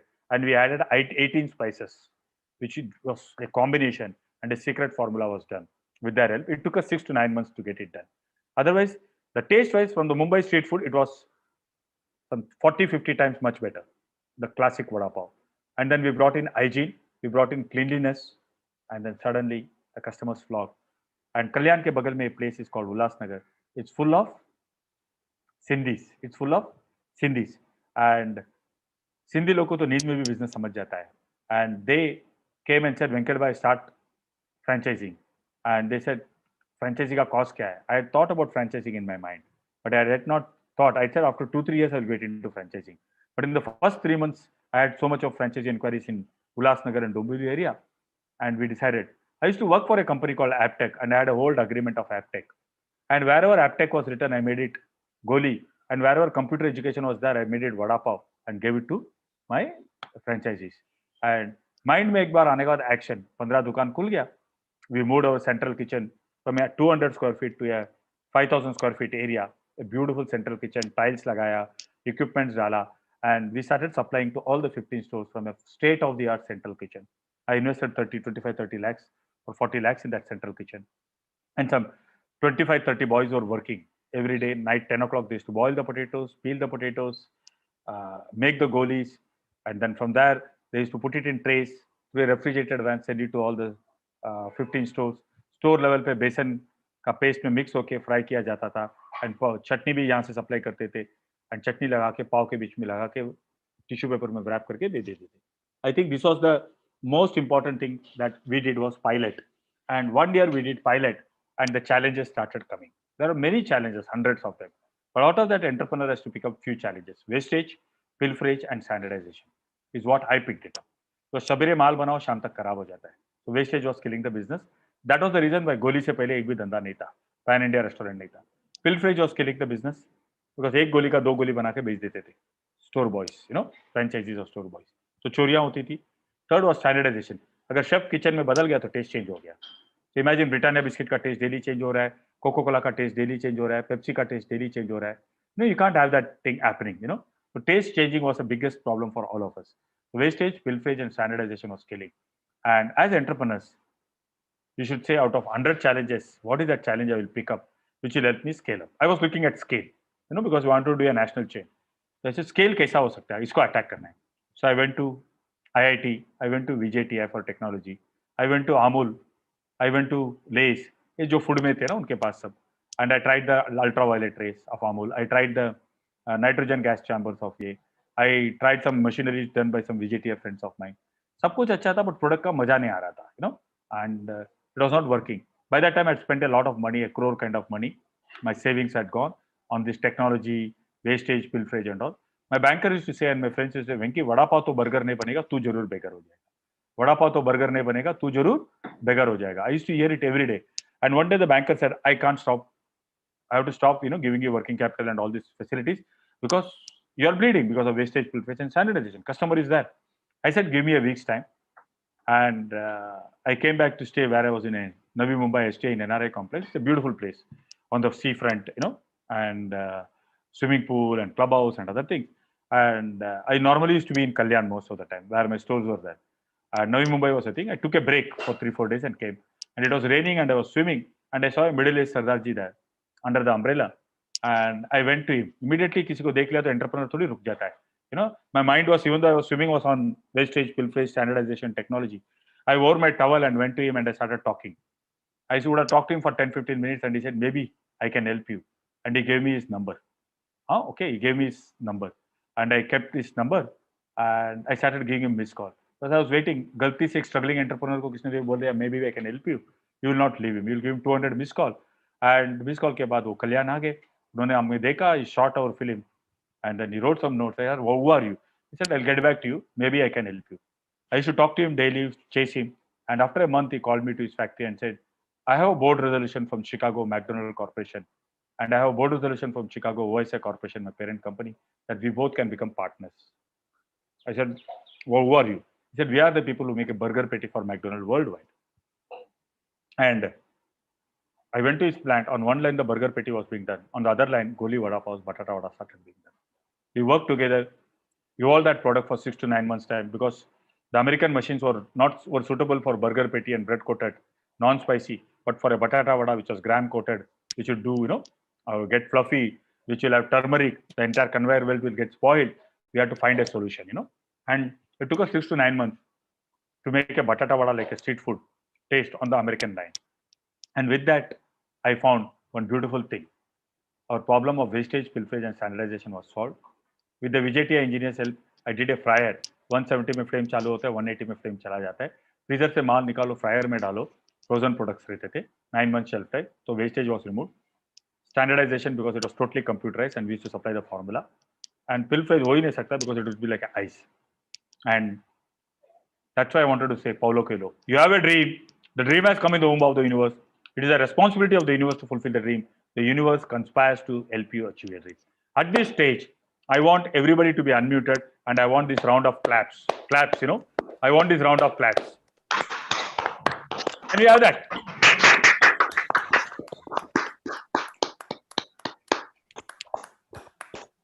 So, and I think the whole idea of mine is having this conversation, and this is to get you participation and get connected to all of you and inspire maybe some of you. Maybe I get inspiration from some of you. So I think I did inspiration, I did idea, I did action, and that was the first challenge was a product. We solved the problem. Now the thing was, पैसा नहीं था, सब पैसा R&D, wastage, losses में चला गया. My saving was literally on the roads, and I had to raise capital. This is the time I realized I should go to the market to raise capital because I had some story. I suddenly had McDonald's back-end partner as my supply chain partner. And इस story के साथ जब मैं गया तो वड़ा पाव को इज्जत मिला and people came back and respected it. And I had this IIT VJTI engineers, my bosses who came and they invested. Ex-boss, he arranged this money, but I had a story. I had the connections, but I had also had a story. So vada pav ko leke jana was not very important. There was a technology, there was a validation that McDonald's backend people are their partners. That validation changed a lot for me. And vada pav ko इज्जत मिला. And then with that, बटाटा वड़ा के लिए हमको scaling up के लिए पैसा भी मिल गया. 4.5-5 करोड़ रेस किया. एंड नाउ कल्याण से हमको ओल बॉम्बे में शिफ्ट करना था. कल्याण का भाड़ा 15,000, ताना का भाड़ा 50,000, दादर का भाड़ा 1.5 लाख, साउथ बॉम्बे का भाड़ा 3 लाख. एंड सडनली 7 रुपए का प्रोडक्ट में ये भाड़ा बैठ नहीं रहा था. मैं investor set put 3-4 stores at least. तो दादर में 2 लाख का भाड़ा, नवी मुंबई में 1.5 लाख का भाड़ा, अंधेरी में we put some stores. And हम लोग देख रहे थे 7 रुपए का प्रोडक्ट बेच रहे, economics is not working. So now we have to rejig the model. My investor said, if this economics is not working, you better return my money back. You know, there were 3-4 HNIs. And फिर से लेने के देने पड़ गए. And at this particular point of time, I was not sure what to do. And I was going around the footpath of Mumbai. And I saw the RA milk booth on the footpath of Mumbai. RA का milk booths होते हैं ना, वो मैंने footpath of Mumbai पे देखे. So, have you seen the RA milk booths by chance, Varun? Not the RN ones, but then I mean, so that might be the I think जो बॉम्बे में होता है, महाराष्ट्र में होता है. I come from चंडीगढ़, तो हमारे यहाँ पे वेरका के मिल्क बूथ होते हैं. I'm currently in Bangalore, तो बैंगलोर में मतलब नंदनी का मिल्क बूथ होता है. Yes, yes. Not too familiar with the. Yeah, I'm assuming के similar. Yeah. So there were some 1,800 booths started in 1970 when there was milk shortage, and I went and asked them, तुम लोग क्या करते हो? बोलते सवेरे 2 घंटा दूध बेचते, दिन भर कुछ नहीं करते. तो बोलते वड़ा पाव बेचोगे? बेचेंगे. And I found an authorized retail space on the footpath of Mumbai. Otherwise, most of the vada pav walas were unauthorized handcart people. When the municipality will come, they'll run away. I couldn't do a corporate business or a branded business like that. And I converted that more than 350 RA booth into Goli vada pav stores, putting up the Goli vada pav signages, lit signages with RA on the side, red and white painted, our brand color, and chakachak bana diya, uske andar ek fridge dal diya, fryer dal diya. And suddenly on Pedder Road, Walkeshwar, the real estate is like gold. You know, the prime real estate of Mumbai. Shahrukh Khan ke bangle ke bahar, Amitabh Bachchan ke bangle ke bahar RA hai. We had more than 350 booths. Pedder Road, Walkeshwar at 50, Nariman Point at 10, Gateway of India at 3. Kolaba, the best locations where the rentals are like gold. वहाँ पे हमको retail space मिल गया. Everybody said it was best. I went and spoke to the biggest cricketer, Sachin. He became a good friend, and he and his wife agreed that he'll end up becoming a brand ambassador. And we said we'll launch the product, created a vada pav balloon, and were about to launch it in Gateway of India, do a Lavani festival. Unfortunately, 2008 was an election year on the footpath of Mumbai. 2 brothers were splitting. Mumbai mein, there is a political party which is Maharashtra based, you know, and this was an election year, and there was a politics of vada pav being happening, and vada pav became a sensitive issue. And before I could realize, my investors panicked, my backend people panicked, and 2 brothers split. And I didn't know which party to talk to also at that particular point of time, because there was a split in the political party, and vada pav became sensitive. And I didn't have any option, I'm not elaborating, but to withdraw from the RA milk booth. And I lost 4.5 crores in just 9 months' time. I was back to zero, the circle of life Jaisa. And I found that this was very not easy. And I said, we'll raise the second round of funding. My investors said, we had good pedigree investors. RA had given us a lot of publicity.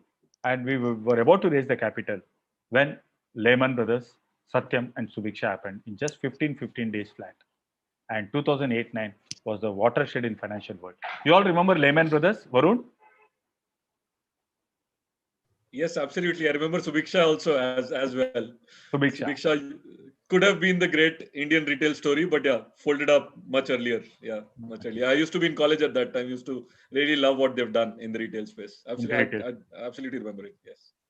So Subbu was the promoter, knew him for some time. Yeah. And 2008-9 just brought the financial world to the no money, nothing. And my investor said, "अभी पैसा भी नहीं है, market तो तेरा चला गया, बॉम्बे का political issue हो गया, अभी छोड़ दे." And that's when I did the reverse. I went ahead and borrowed money. I went ahead and borrowed money to the extent of 3.5 crores at 28% interest. And wow. Restarted the business. I said, I will restart the business.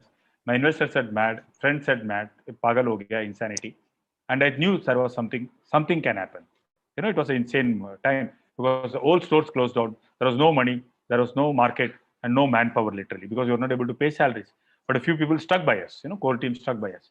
And at that time when I had borrowed money and trying to somehow survive, kuch to hoga, and let me keep it alive. And suddenly one inquiry came from Nasik, और नासिक में 10 दुकान लग गया. नासिक में किसने तो भी वड़ा पाव खाया, औरंगाबाद में 10 दुकान लग गया. औरंगाबाद में किसने तो भी वड़ा पाव खाया, परभनी, लातूर, हिंगोली हो गया. उधर किसने तो भी वड़ा पाव खाया, नागपुर और विदर्भ लग गया. And देखते देखते we had some 75 to 100 stores in interior Maharashtra. Now you know what had happened? At that particular point of time, when the politics of vada pav happened, when two brothers were splitting and it was the election year, Lok Satta, Sakal, Maharashtra Times, Times of India, NDTV News, Z News, Star News, all the news channels and all the newspaper used to cover the politics of Vada Pav. And they used to show Goli Vada Pav's RA kiosk for 6 to 9 months. Somebody from AC Nielsen called me up and said, Venki, तू रो क्यों रहा है? तुझे बैठे बैठे 15 करोड़ का publicity last 9 महीने में मिला है. We opened our email box. We had more than 5,000 inquiries across India. After Nasik, Aurangabad, Nagpur, Amravati, Akola, Bangalore, we had 70 stores. Then it went to Chennai, Coimbatore, Hyderabad, few stores. Punjab में लग गया, UP में 60-70 दुकान लग गया, and 350 दुकान फटाफट between 2009 to 2014-15 लग गया, and Goli became a national phenomenon.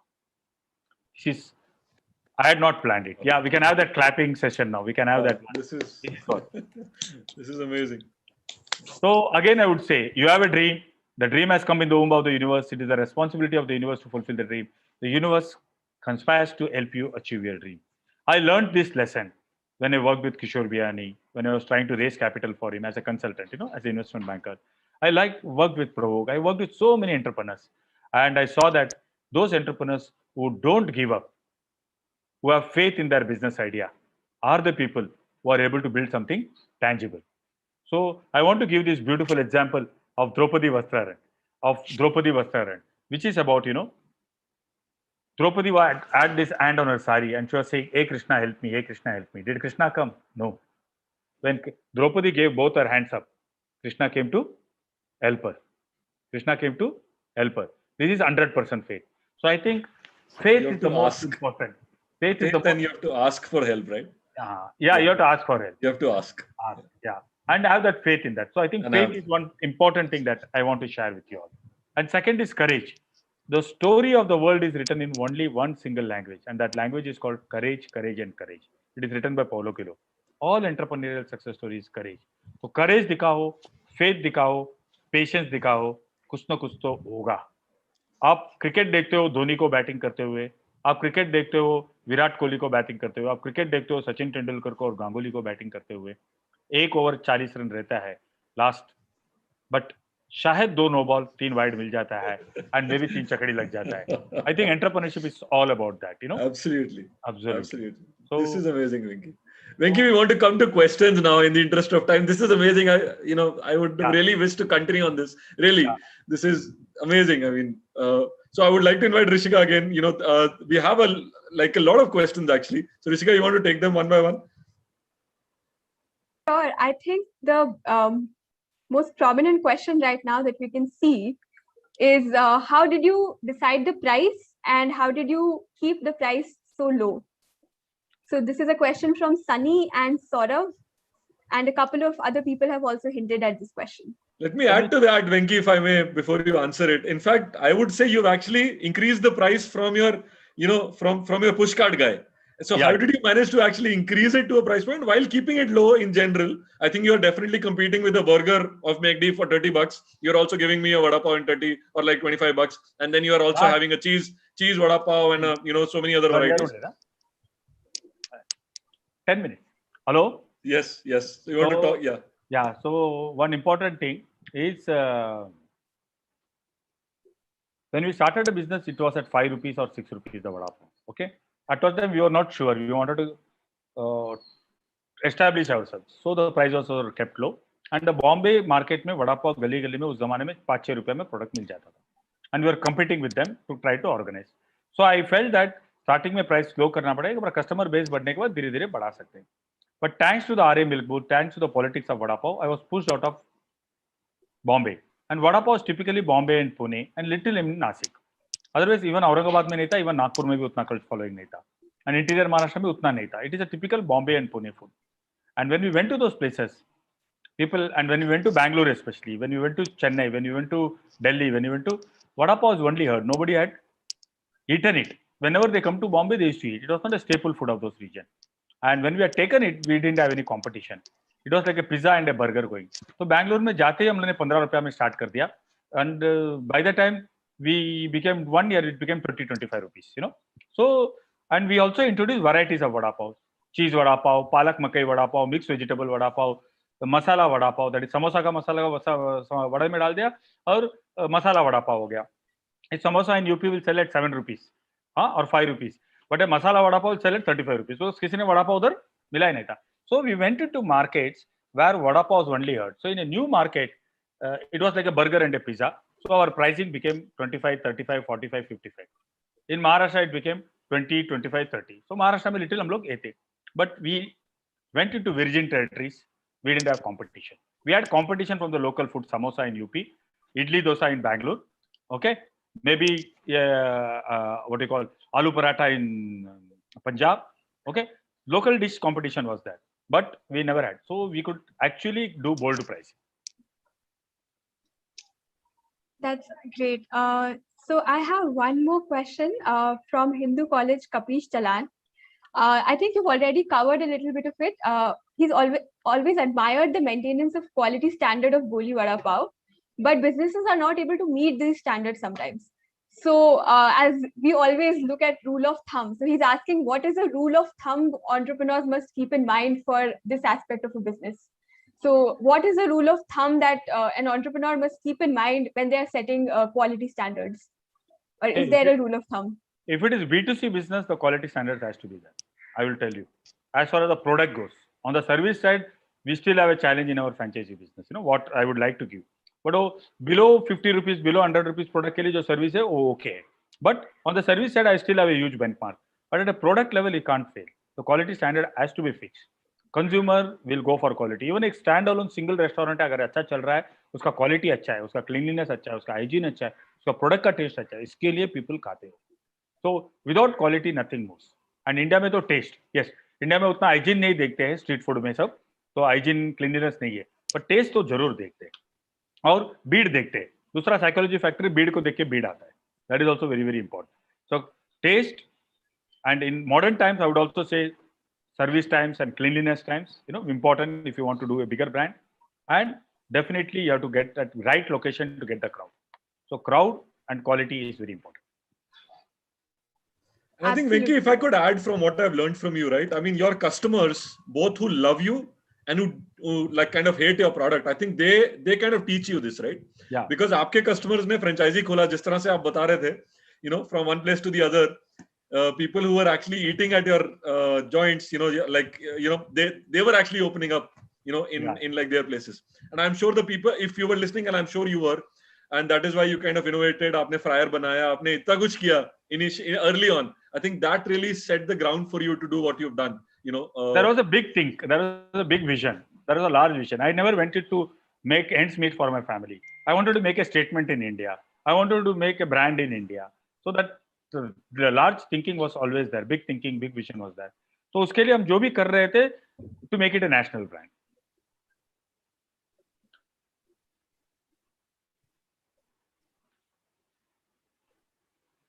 Anything?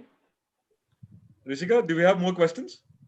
I saw a bunch of them. Yeah. One question that we're getting a lot is, what problems did you face when you started your business? So we have sort of taken a look at some of the problems, but is there something else that you would like to add to this? Yeah, I think, if I can specify again, if you want to talk about financing, right, I think that would be something if you can cover, but feel free to cover anything else in terms of problems.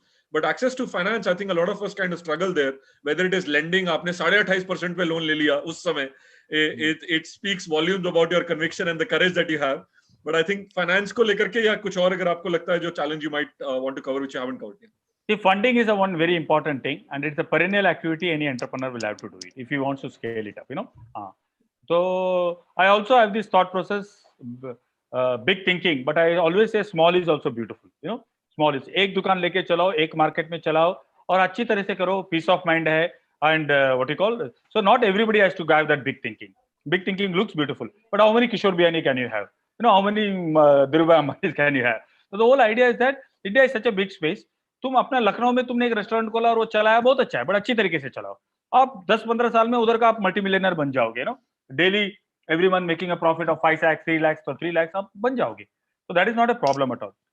My thing is, I want to take the problem of marketing, and it's a very interesting thing. We are a brand business, and people used to say, Venki, marketing chahiye. So in the early stages in Kalyan, some of the franchises used to say, Venki, we need marketing. Venki, we need support, marketing support. This was one conversation that was always happening. Okay.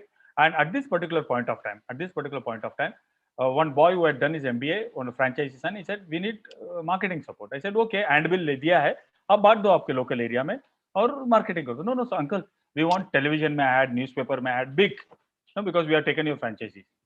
तो मतलब तू इतना बड़ा, हमारे पास तो 15-20 दुकान है, television add सब किधर करेगा? वो सब करेगा तो मैं भी रोड पे आ जाएगा, तेरा पिताजी भी रोड पे आ जाएगा. But he was adamant. He said नहीं तो यूनियन बनाएगा. All those things he was doing in 2006. We were standing outside Kalyan railway station, and this boy and his father was not listening to me. Father was little, he was understanding, matured enough, but the son was not understanding it. He was saying, नहीं तो मैं will call franchisee, we need advertising budget. तो मैंने बोला उधर देखो बेटा, advertising कर सकते हो. And then I was hearing this Kalyan railway station में, प्लेटफॉर्म नंबर 4 की गाड़ी प्लेटफॉर्म नंबर 6 पे जा रही है, कृपया यात्रियों से निवेदन है कि प्लेटफॉर्म नंबर 6 पे चले जाइए. प्लेटफॉर्म नंबर 4 की गाड़ी प्लेटफॉर्म नंबर 6 पे जा रही है, कृपया यात्रियों से निवेदन है कि प्लेटफॉर्म नंबर 6 पे चले जाइए. I told the mother and the son to wait there, took the father to the announcer. फिर अनाउंसर को जाके मैंने बोला कि टुन्नू की मम्मी कोई भी स्टेशन पे इधर खड़ी है, आप गोली वड़ा पाव के दुकान पे आ जाइए, आपका बेटा टुन्नू जो खो गया है वो गोली वड़ा पाव के दुकान में मिल गया है. Okay. And the announcer announce at least 10 to 15 times. I and the father waited. Tunnu की मम्मी जहां भी खड़ी हो, आप गोली वड़ा पाव की दुकान में चले जाओ, आपका बेटा जो खो गया है वो दुकान में खड़ा है. And then I just did it for time pass without any kind of expectation, you know, just to cut off from that son. And then I took that father, son and all to the store and थोड़ा सा उसको dissuade किया था, तो उनको भी समझा नहीं क्या है करके. I had taken the name of that son. Actually, I didn't want to name him that way. And when we standing there, normally 7:30, 8 को सब हमारे यहाँ भीड़ रहती है, बट रात को 10 बजे तक के लिए स्टॉक रहता है, 9:30-10 बजे तक स्टॉक खत्म होता है. बट उस दिन 7:30 को माल खत्म हो गया, बिकॉज जितना अनाउंसमेंट हुआ वो भीड़ का कुछ तो भी था, भूख लगा था, बारिश हो रहा था, पूरा का पूरा क्राउड उधर आके हो गया. And I looked at the sun and said, देख बॉस, कुछ ना कुछ तो भी इनोवेशन करना पड़ेगा, मार्केटिंग. दूसरा दिन वो लड़के ने अपने दुकान के बाहर के उल्लासनगर स्टेशन के बाहर अनाउंस किया, फिर कल्याण में और एक फ्रेंचाइजी ने, फिर डोंबिवली में.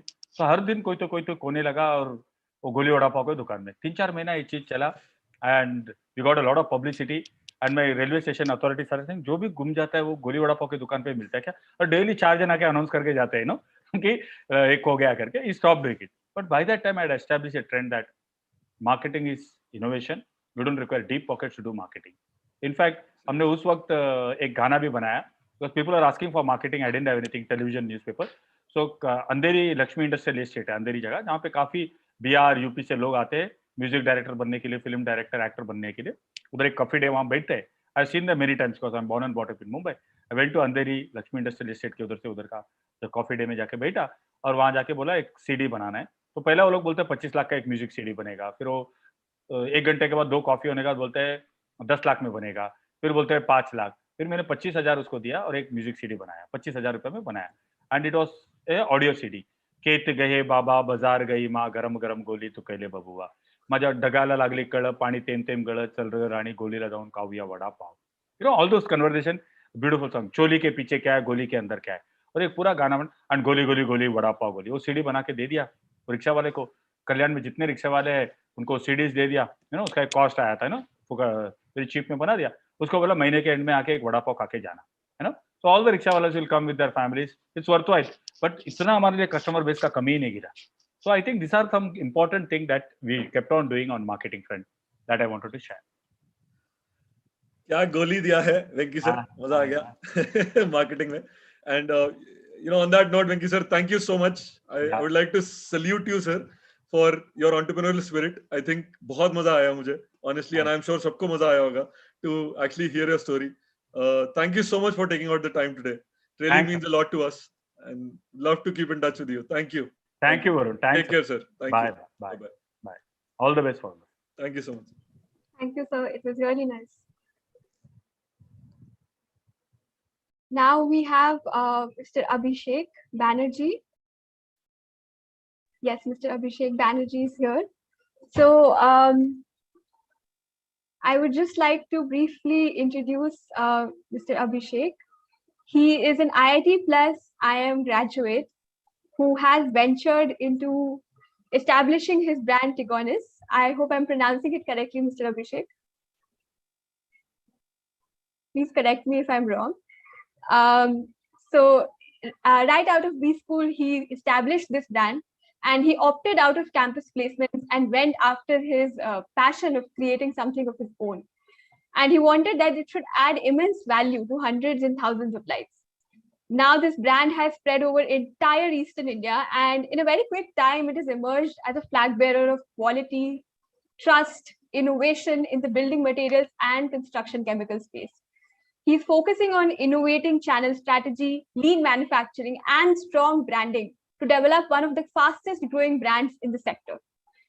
So now I will pass on the mantle to Mr. Abhishek to talk to you about his brand and how he started his company. I myself know very little about this sector, and I'm very excited to learn about how he's built a brand and how he's innovating within this sector, which many of us, don't usually think about. So over to you, Mr. Abhishek.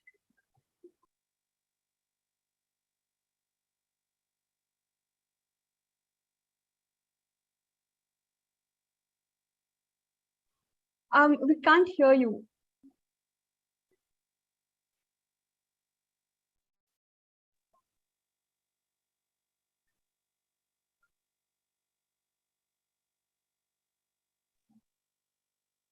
Can somebody else hear? Yeah, it's audible now. Am I audible now? Yes, you're audible now. I'm audible. Right. Yeah. So thank you, Rishika, first of all, for inviting me, and we had a wonderful session. So like you said, not many people opt for this kind of a venture to start when they're opting out of college, because of course it requires a huge amount of capital expenditure to start with, as well as some deep product knowledge and sectoral specific knowledge. So for the dearth of time, I have decided to keep my speech in phases. So the first part, maybe around 5 to 10 minutes, I'll share with all of you regarding my journey, how I started this venture, and what is my background like. And then for the next 15 to 20 minutes, what I'll do is list down around 10 to 12 very key points which I have done or not done, some of the points which I regret. And maybe from whatever my learning has been throughout my life, you can derive some kind of an inspiration regarding all these 10, 12 points specific to my sector and industry, which I'm sure applies to any startup or business going ahead, right? So to start with, I graduated out of IIT Kharagpur in 2015. I did my BTech there in biotechnology and biochemical engineering, and then after that I joined IIM Calcutta in 2015 and passed out in 2017.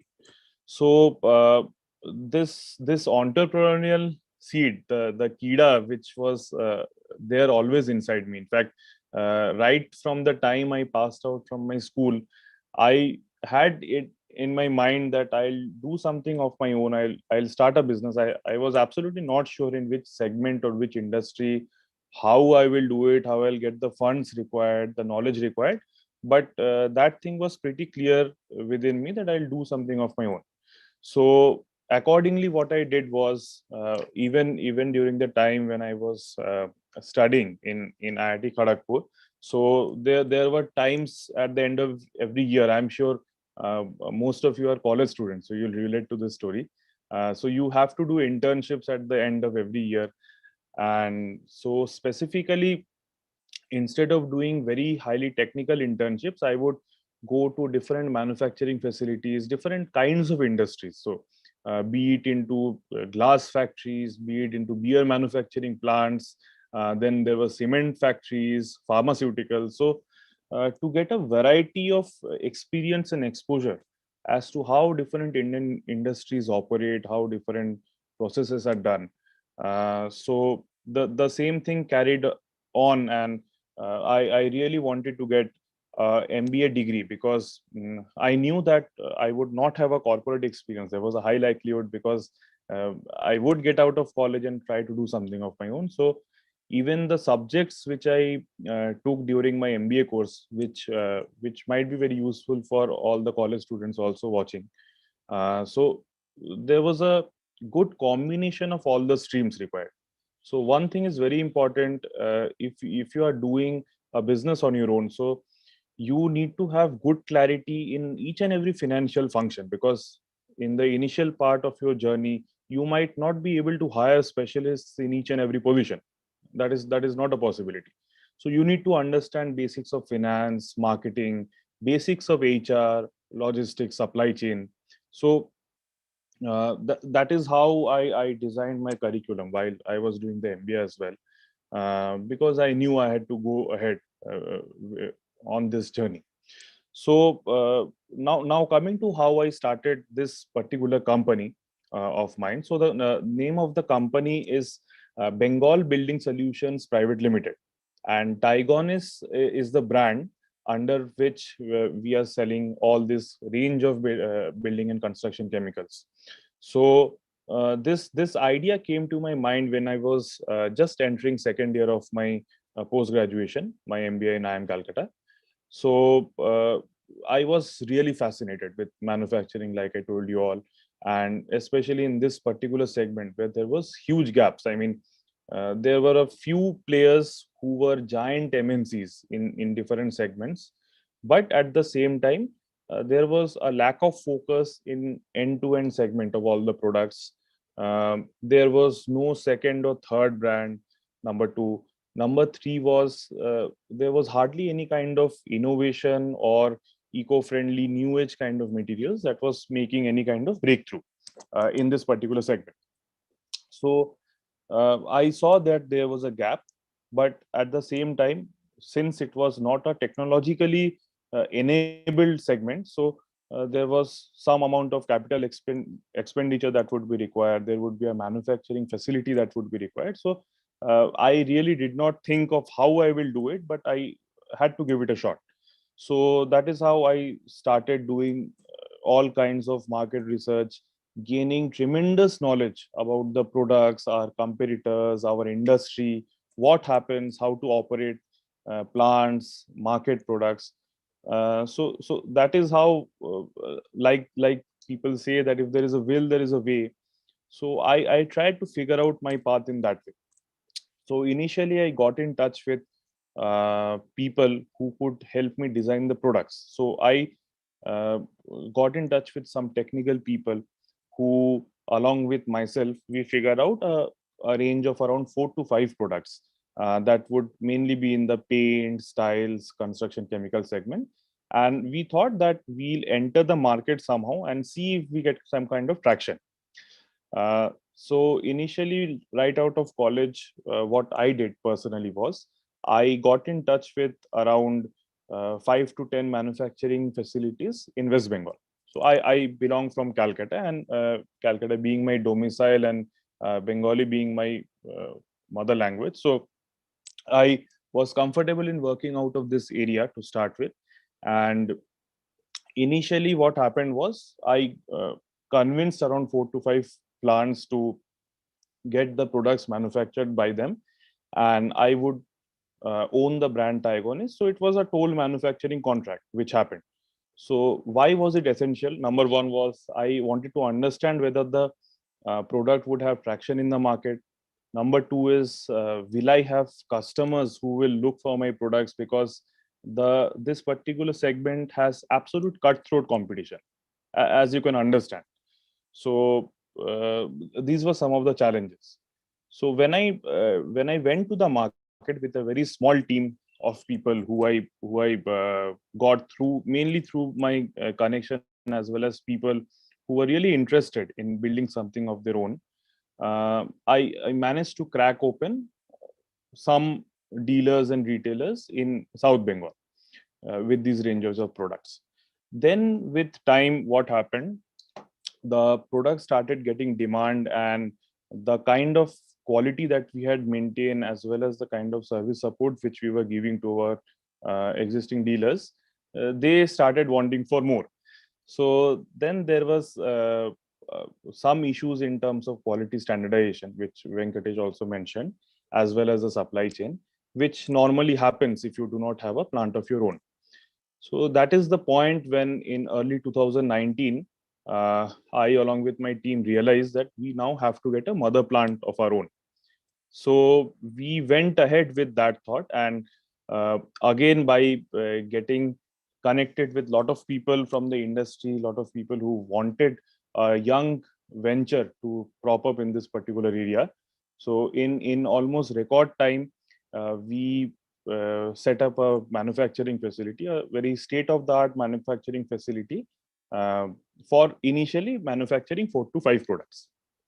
Then once we went to the market, and now with around 6 to 8 months of experience in the retail segments, we more or less knew how to expand on our range of products and which lines to follow.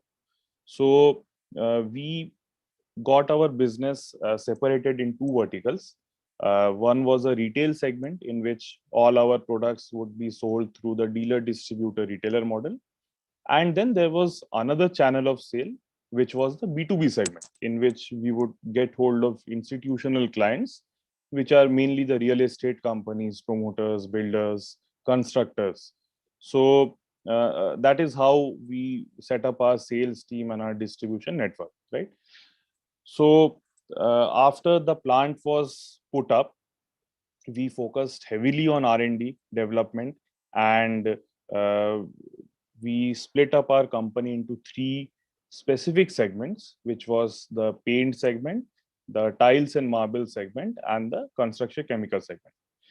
So from 2019, we have now successfully managed to keep our plant going in spite of a variety of difficulties and challenges, which I'll come to now in the next segment, point wise, and how I dealt with those particular issues.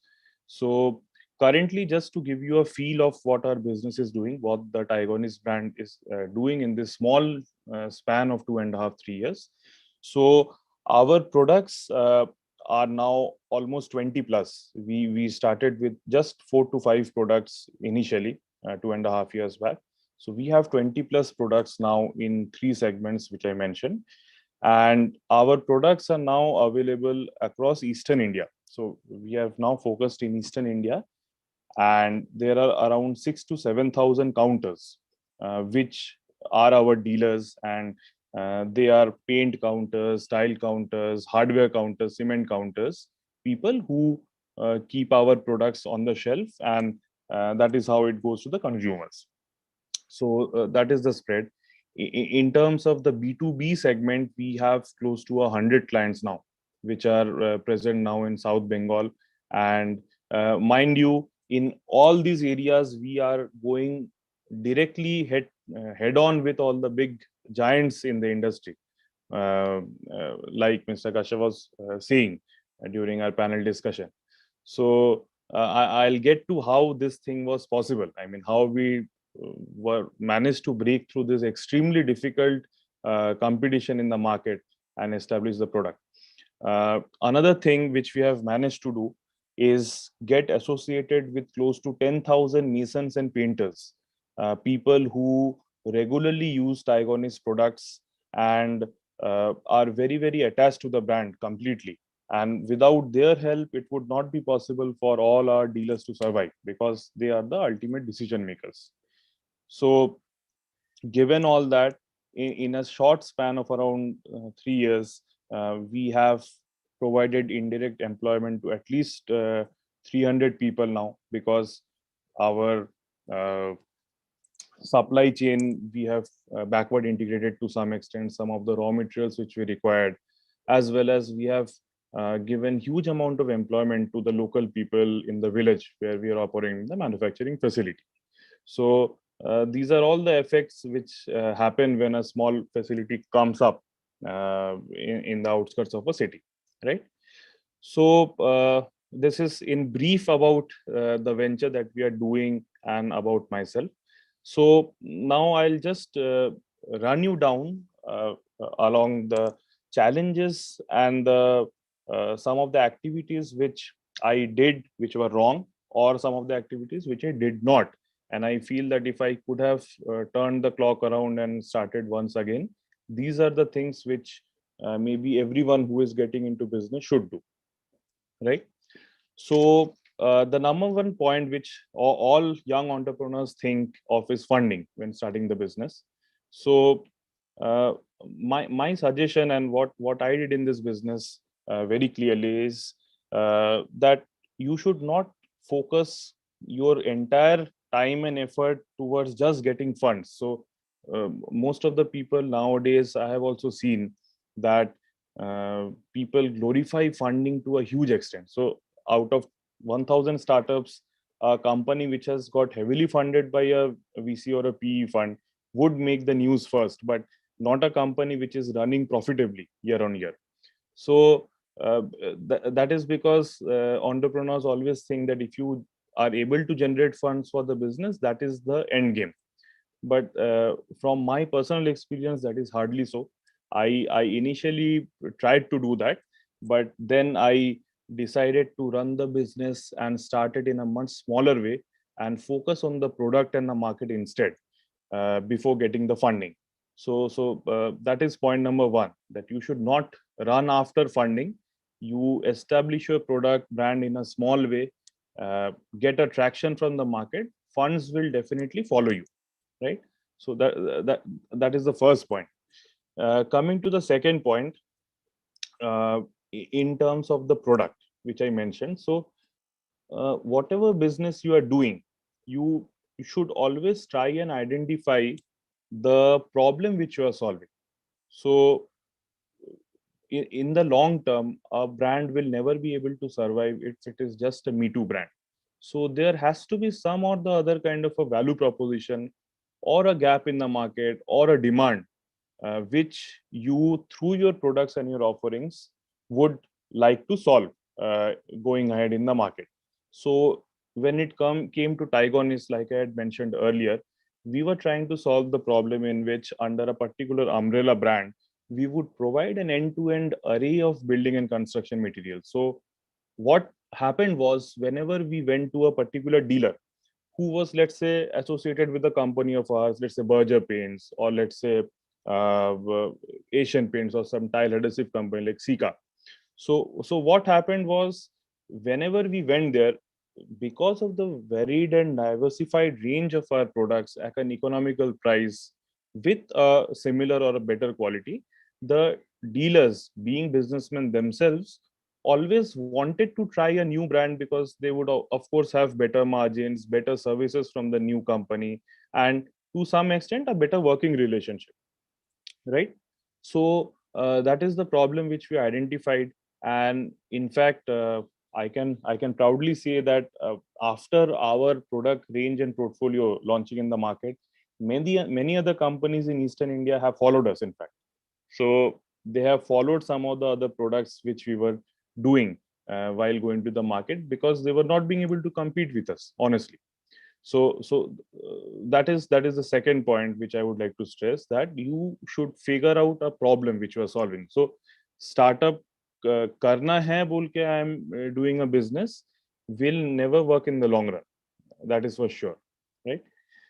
The third point of focus, which I think is your courage of conviction. So entrepreneurship is a very, very difficult game. I mean, in 10 to 15 years, it's a guarantee that you will have sugar, pressure, all kinds of related ailments. Your hair will fall and whatnot. But unless you are courageous, you have conviction and huge amount of self-motivation, this is a journey which you will never be able to undertake. So I'll just cite a small example. There was a huge cyclonic storm, probably the worst in the last 10 years, which hit the South Bengal region, called Amphan in the last year.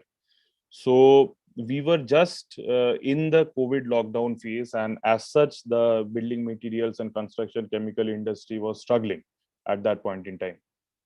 So given that situation, the storm came, and the young plant which I had made through my blood, sweat, toil completely, it just completely got destroyed in front of my eyes. The storm swept away the entire stock, the shade area, and even the main manufacturing plant area was severely damaged. So that was a point when I think most of the people would absolutely collapse, because I did not have any kind of money. The insurance was also meager in terms of the losses which had happened. But somehow, by God's grace and by uh, pure zeal, I and my team managed to come out of that particular situation of complete devastation and again start from scratch. So that happened as recent as last year. So that is an external factor. Internal factors, COVID would be again another external factor which has hit different kinds of businesses, and especially the manufacturing industry. So being a young startup in this kind of a climate, you face challenges each and every day, and you need severe amount of motivation and belief in yourself to overcome that. So that is one character trait. The next point, which I think Venkatesh also stressed upon towards the end, was establish your business model first. So it is not bad for you to start in a small way, maybe focus on a particular district initially to go ahead with. But it is very, very important that your model is established. So this is a mistake which I made initially, in fact, very recently as well, to go after the top line, the revenue and the growth. You sometimes forget that your entire house is falling apart. So you focus on making the terrace right, but you have not checked your foundation. So my advice to all people who are getting into business, especially into fundamental manufacturing related businesses, where you have to consider each and every element of functions going ahead, be focused in what you are doing, stick to one particular district or area, try to make the model absolutely perfect, and then scale up.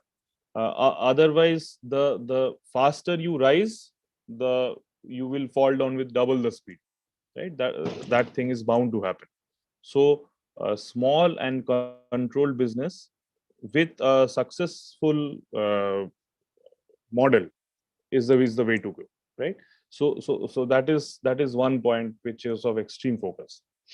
The next point is, like I have been stressing upon, startup is a romantic journey. So people do startup, think about startups, getting in, and they see some of the other people who have got successful, let's say like Kunal Shah, then Paytm founders, etc.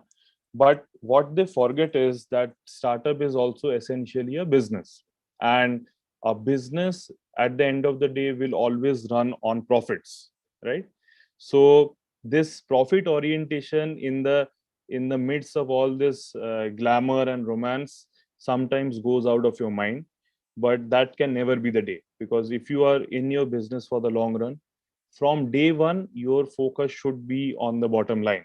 And the aim of any business in the world is to generate profits. So that is again something which, to start with, we at Tigonis were not doing chasing revenue and growth, but we were not focused on the cost elements as such. So either get yourself a finance guy or understand the business so well that you start generating profits, because without the bottom line, no investor will touch you, your business will not expand, and it will not be a long-term sustainable model. So that is one thing which you definitely have to focus on, right? Going ahead with profit comes uh, another challenging and the most important part of any business, that is cash. So I'm sure most of you have listened to different entrepreneurs, successful people in life, and unanimously people would say that in any business or a startup, cash is king, right? So you have to maintain your credit cycle. And initially, whenever you are getting into business, uh, you will be tempted to go ahead with growth, you will be tempted to dump your materials to different dealers, to customers, but not thinking about the credit cycle. Another thing which is very very rampant nowadays, in fact it happened with us as well in our business, to go after funding and raise huge amount of capital initially. So unless you are happy in giving away equity at an early stage, if you get too much of debt on your books, and there will definitely be a point when the interest payments will start hurting you, right? So unless it is absolutely essential, my suggestion would be to start with bootstrapping, get some funds from your friends and families. Maybe you can go ahead with equity, but for a capital extensive business to start with, be little light on the balance sheet. That is what I would say, because this cash flow and the churning of the cash flow is very very important for you to keep the business running and expand to the next stage, right? So maintain credit cycle. Without cash, your business will absolutely collapse, right? So this is one thing which we learned very very hard. So like most of you must have seen, the banking segment in India is completely collapsing due to a lot of NPAs. The same kind of thing happens in building material segment also. So the real estate segment operates on credit, operates on non-payment of overdues, and these are some things which we learned the hard way. And I would advise all youngsters who are getting into this kind of a business to focus, right? uh, the next point, which is very very important and stemming through these particular things which I mentioned, is ruthlessness. So ruthlessness when it comes to business, it is uh, not like killing people or being very very selfish when it comes to making money or profit. So uh, I'm sure none of our aim in business is only to earn money or earn profits, but it is always essential for you to keep your emotions aside. So when you are running a business, your startup or a business as a professional space should never involve emotions, be it with in terms of performance, in terms of your relationship with investors, your stakeholders as well. Because whenever you are in business and you have channel partners, stakeholders, so there will always be points of negotiations and discussions. And you will face these situations being a new company like we at Tigonis did, that all the dealers will try to take an upper hand initially, because they'll compare you with other competitors which are much higher, uh, maybe lasting for 50 years, 100 years in the market. So what you have to understand is you have to hold your ground. And in spite of the different fruits they'll be willing to offer, you have to understand your business best, and you have to stick to your ground, because results will not come immediately. You have to stick to your ground, you have to stick to your company policies if they're right, and the results will definitely follow. So emotion and business will never go hand in hand, and that is one thing which I would definitely want, and in fact I tell all the young people I meet in colleges to follow. So that is one thing very important. Coming to the 8th point, so I have made a list of around 12 points when I was listening to the first speaker, and just from personal experience. So the 8th point would be getting the team right. So we have discussed this in details during our panel discussion, and it is very important for everyone to realize that at the end of the day, it is people that run your businesses, right? So it is a God's grace if you can find someone who can actually take your mantle as a founder and CEO of a business, and it normally takes people years to find that person. So it is completely a blessing to get associated with the right people, but your quest for getting the good people should never stop. So whenever you are in a business, like we also in Taiwanese, we have a dedicated recruitment team, a vertical, we have portals of ours. And even if we have a very strong and dedicated team, we never stop looking for people who can improve it further, because uh, people run the company, and you get people who you trust. They bring in ideas, and at some point or other in your entrepreneurial journey, you would want to stop micromanaging. So that is one of the chief ambitions and aims which any startup founder has, to get out of menial day-to-day operational jobs and focus on strategy, and which will never be possible if you are not blessed with the right team, right? So that is the point number 8 which I was stressing upon. So and another thing which I would like to add, with the right people, is the organizational discipline and culture.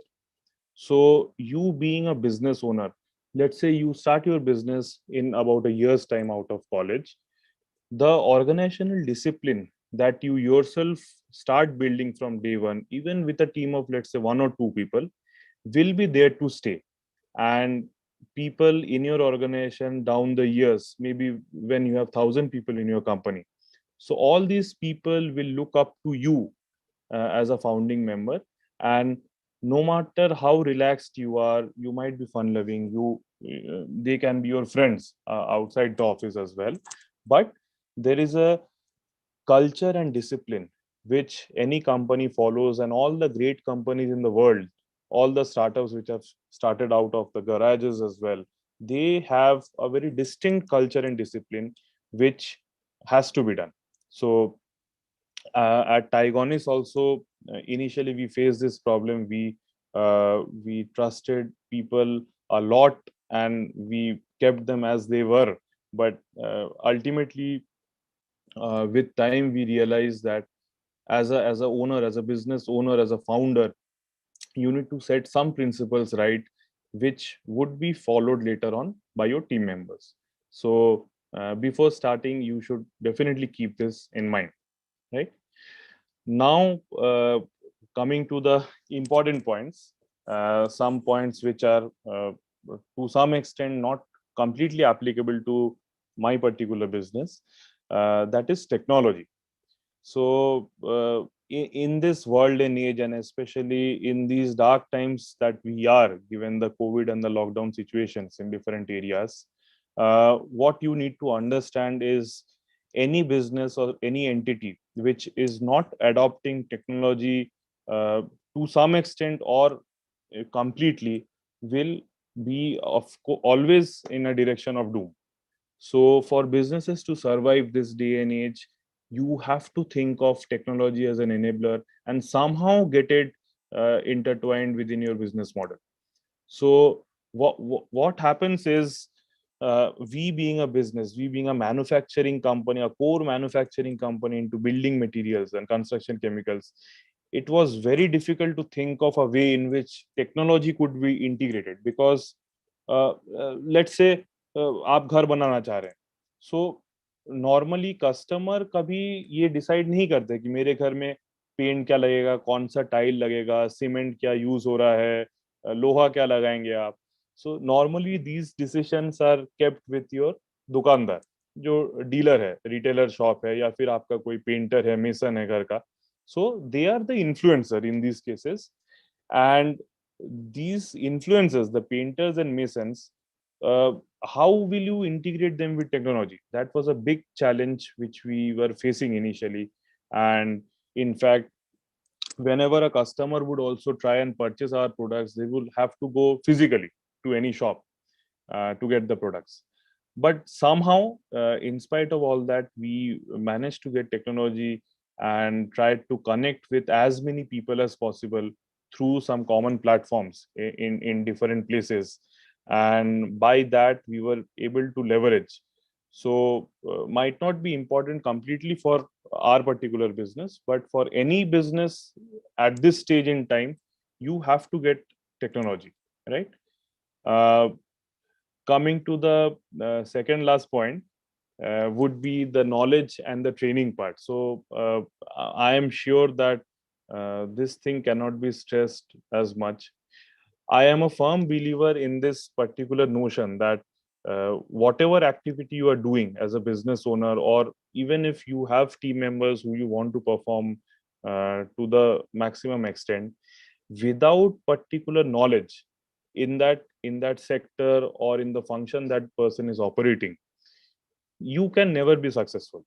I mean, we have had hundreds of people in our company, mainly into sales and operations in marketing functions. But initially, we did not focus too much on learning and development.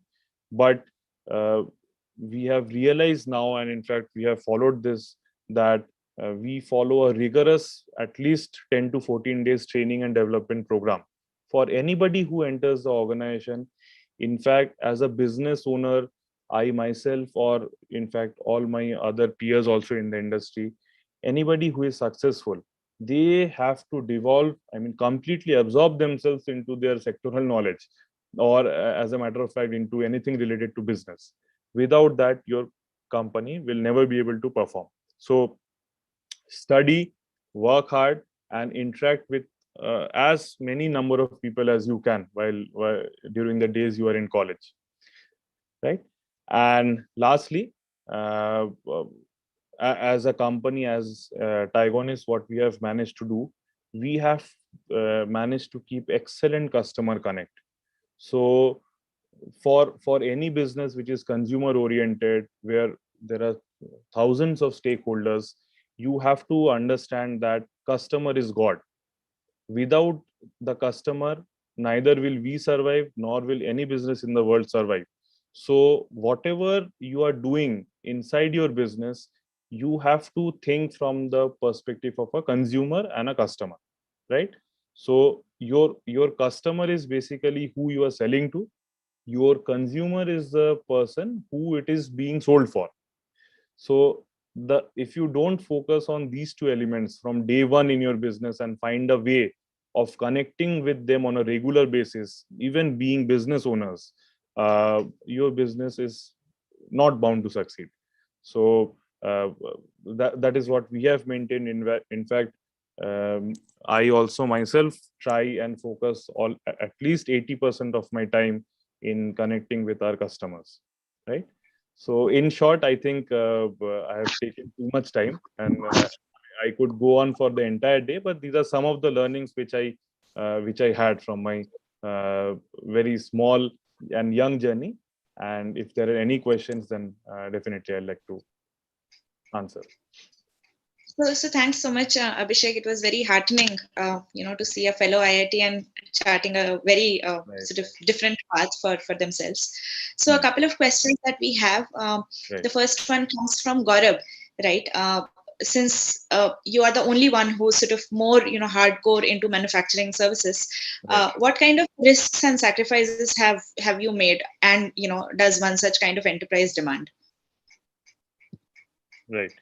I think specifically from my particular business point of view, in a manufacturing or a core segment, you will be able to affect lot of lives and create actual value also on the ground, because you can see your physical product being present in so many different counters. But at the same time, since it is not a technology business, you have to struggle for a long period of time. So there is at least a period of 5 to 10 years when the margins will be less. You will have to absolutely struggle on the ground. So here, what happens in my particular kind of business, you cannot do it sitting in a air-conditioned room. So the kind of sacrifices, for example, even during this lockdown, last 1 year, 1.5 years, there was hardly a day when I could sit at home. I had to take my car or hire some people and go around in the market and visit places. In fact, I got COVID myself and was admitted in the hospital for about 10 to 12 days. And again, after coming back in around 2 months back, I would again have to go to the market. So these are some of the sacrifices which you have to do in this kind of a business, where again, stressing on the consumer connect point. Another question that we have is, what kind of core skills does starting a manufacturing business require? And where can you possibly, get those courses or get those experiential learning from? Right. So I think in terms of the knowledge, manufacturing is an industry where you will have to be well-rounded. So you will need different kinds of skill sets, and which can only happen by, number one, either by theoretically reading all those things, because experiencing all those particular functions will take a long time. So that will not be the case. Another shortcut solution which might be the case is if you talk to different people. So you talk to people in different kinds of manufacturing industries, because essentially the functions would all be the same. So whatever you can derive from all these interactions will come handy in your particular business. Yeah, another shortcut, could be, to go get an internship or a training in one of the manufacturing facilities to learn and know the in and out of how things work. Right. Jason is asking, how did you come up with the brand name Tigonis? So see, in the building material space, your target consumers are almost 50% of the population who are into painting, mason, contractory. So first of all, they relate with little quirky kind of names, which are little out of the box. And Tigonis is basically a combination of a male tiger and a female lioness. Okay. So the name actually demonstrates some kind of strength and power, which we always wanted our brand to have going ahead. So that is how the brand came about. Interesting. So Anshita is asking that the MSME sector faces a credit gap. Did you take any business loans, by the way? Did any sort of Sarkari scheme work for you when you were trying to set it up? So initially, the loan which we took, that is called CGTSME. So CGTSME is a collateral free loan up to 2 CR, which can be availed by any person who has a good business model, and it has low interest rates as well. So that is the scheme through which I started particularly, and so that is the best Sarkari loan which is possible for this kind of an industry. And apart from that, there are a lot of other funding areas also which you can get, but that is mostly in private. So Sarkari mein to yahi hai, I think. Yeah, I mean, there are certain small loans as well available, Mudra and several such. Mudra loans are there, but that is that are very small. Yeah, right. Yeah, sure. So I think I'll just hand it over to Rishika now to introduce the next speaker. But it was wonderful interacting with you, Abhishek. Really loved how you sort of concised and condensed all your learning into just points. I tried to. I mean, it was a little monotonous. I know it's difficult on Zoom. Write it down somewhere and publish it. So yeah. Right. So thank you, thank you, Monica, for having Sunday afternoon. Okay. Yeah. Thank you. Thank Thank you, Mr. Abhishek. Thank you so much. So we have Apurv here. Hello, everyone. So our next speaker is Mr. Apurv Misal. He's a founding team member of Fool, which is a social impact enterprise. He heads the growth and revenue of the brand, which recycles temple flower waste into useful products like incense. And on the journey of becoming India's first fragrance D2C brand, Fool has employed more than 60 women coming from marginalized sections of society. Apurv always believed that social impact needs a better platform, and he's been working to create that platform through Fool.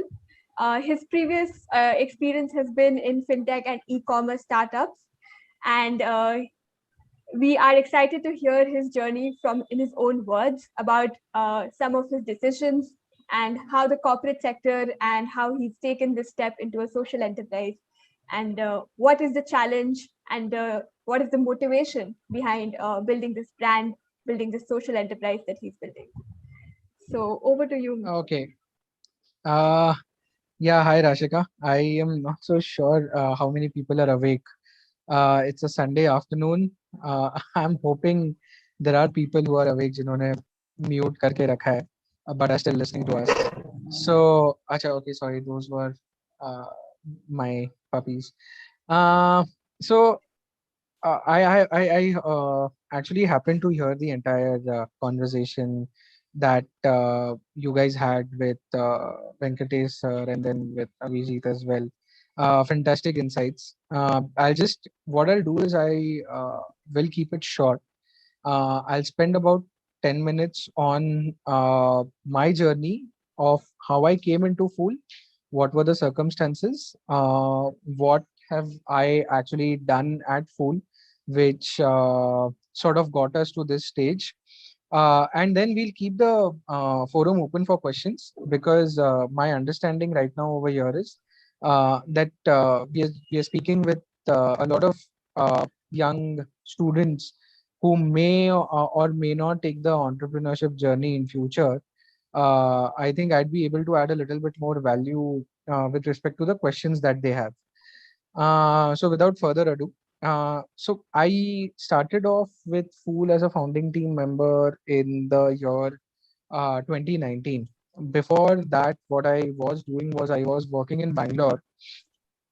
We had a small little agency of ourselves where we used to handle performance marketing campaigns for brands like Chumbak, for brands like Alicia Souza, if you're aware, for fintech brands like Nira, for Paysense, etc. And I have also worked with a lot of real estate entities for their marketing efforts. So post engineering, I had joined a marketing agency because that I felt was my interest area. And from there on, I learned media planning. I got into sales. I understood how to essentially, craft a story, sell it better, etc. When I was doing this in Bangalore, what happened was that over a period of time, I sort of thought that, strategizing for clients, understanding their requirements, and then, having a team execute it was getting a little boring for me. In the sense, I had a little bit of understanding of what goes into performance marketing. I knew what are the basics that a brand would require. And then that disillusionment or the quarter life crisis that I talk about, which I certainly hope all of you should go through, because that would really, put you into a space where you have to think as to what you want to do next. That's when Ankit, who had just, begun with Fool, Ankit and I go back to our engineering days, and we've known each other since then. I always used to consult with him on what could be done for Fool, etc. But I told him my conundrum. I said, I'm thinking of going for a master's abroad for a typical MBA, things like that, because I'd built my profile till then in that sense. He said, that's fine. This is what we are doing at Fool. Why don't you just come and take a look? You can, probably see if you would want to spend a year with us, so on and so forth. I said, all right, fine. I was based out of Bangalore. I flew down to Kanpur. We are based in Kanpur, and I see Kanpur is a tier 3 city at best.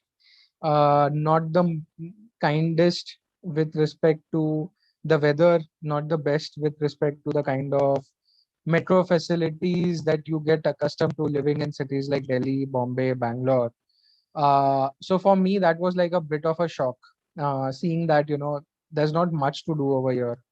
We had at Fool, we had a factory where we used to upcycle floral waste.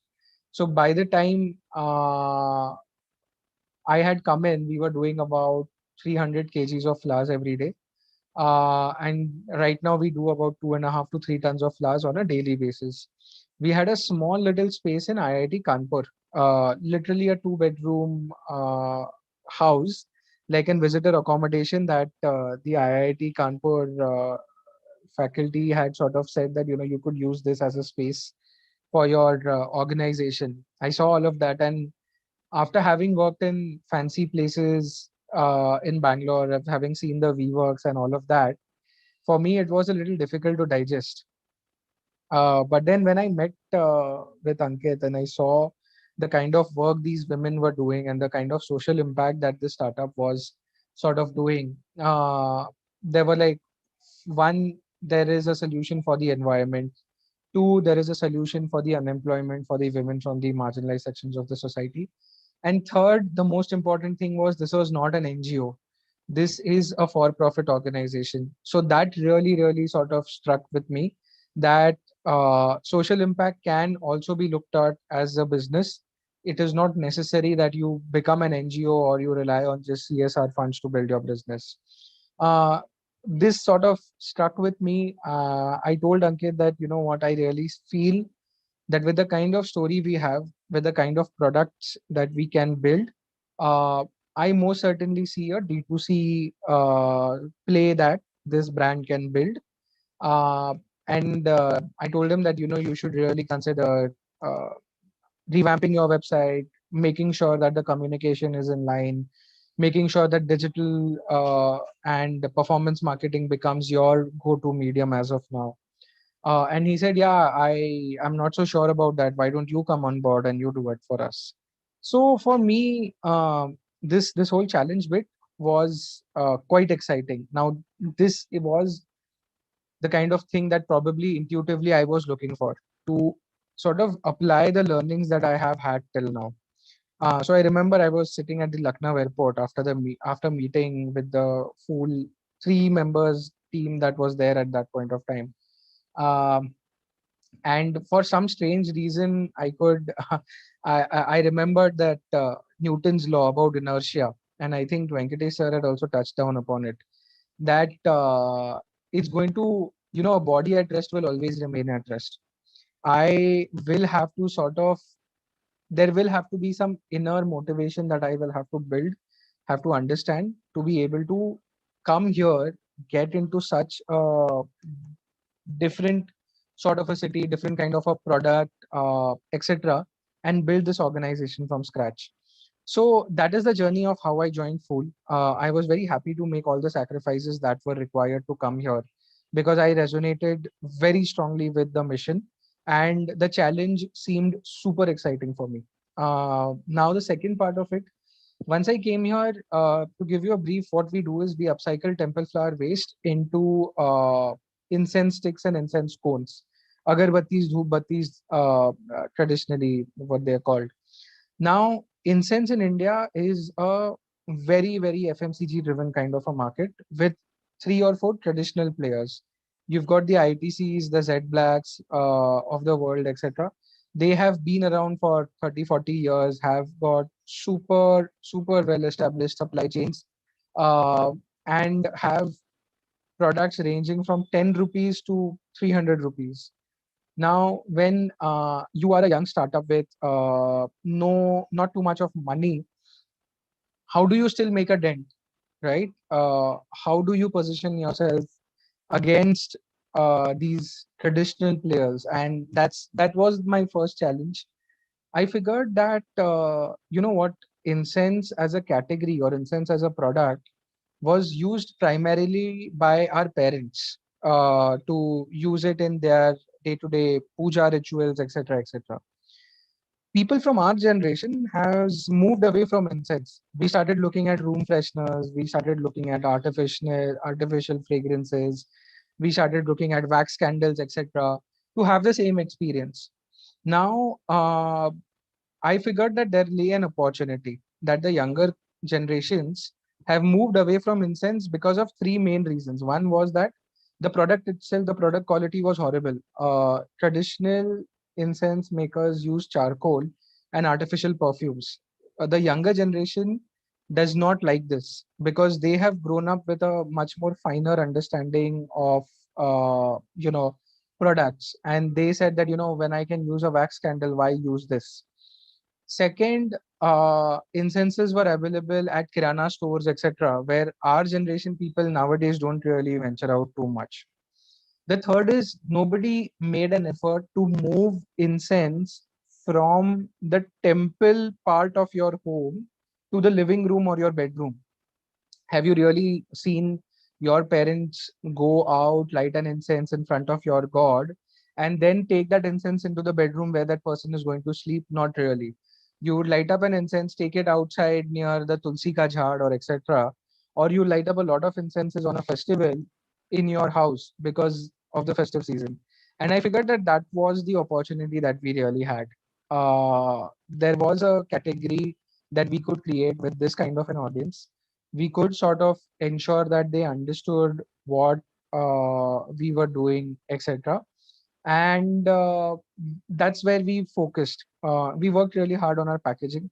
We made sure that the packaging was colorful, modern, and also narrated our entire story. I think one of the major good investments that we've done has been packaging. Second, we were very sharp with our marketing. We started digital marketing on Facebook, Instagram, social media, Google, etc. And we did not go with the typical burn and scale sort of a model. We made sure that every penny that went into marketing had to come back at least 4 times. So at a 4x revenue of every 1 rupee that you spend has to come back as 4 rupees in terms of revenue. We kept that high standards for us despite being a young brand, etc. Uh, Third, we made sure that we did not talk about our products like typical brands would. We started talking about our products as a wellness product. We positioned it completely different from what traditional incense brands were doing, and we reached a different audience. So that really sort of helped us. So this that's how things started moving forward. We started learning a lot of lessons with respect to how to present a product, what to do, what not to do with performance, what is the hacks that you need to do on your website. I think the previous speaker touched base upon customer connect. I myself used to handle customer care for for 2 to 3 days every week because I wanted to hear in on the conversations that our clients were having with us. I used to personally pick up the phone and call people who did not order a product from us for whatever reason. I wanted to understand that if there were any complaints, we used to make sure that we send a replacement, but at the same time we asked for a 10 to 15-minute review call where we used to get clear understanding of what went wrong. And we used to send all of this information back to our operations team that this is what is happening, so on and so forth. So this is the second part of how we sort of moved ahead. Now comes the third part with respect to scale. What happens is that as we've started scaling after the first year, the second year, and the third year, you realize that there's so many things that you could have done better. You realize that you now want to hire a lot many people, a lot many skilled people for the kind of work they've done in the past, so on and so forth. Team management becomes a major challenge. Understanding the ambitions, etc., of people becomes a major challenge. Apart from that, we were hit by COVID. So COVID was sort of one of the worst case studies that we could really go through. It was, as you have in MBA colleges, case studies amplified to a 10x level. So there, what kind of sacrifices we had to make to ensure that the business sort of stayed afloat, We live to tell our tale another day. All of these things have been my learnings so far. So, Rashika, quite honestly, I would want to open the forum for questions.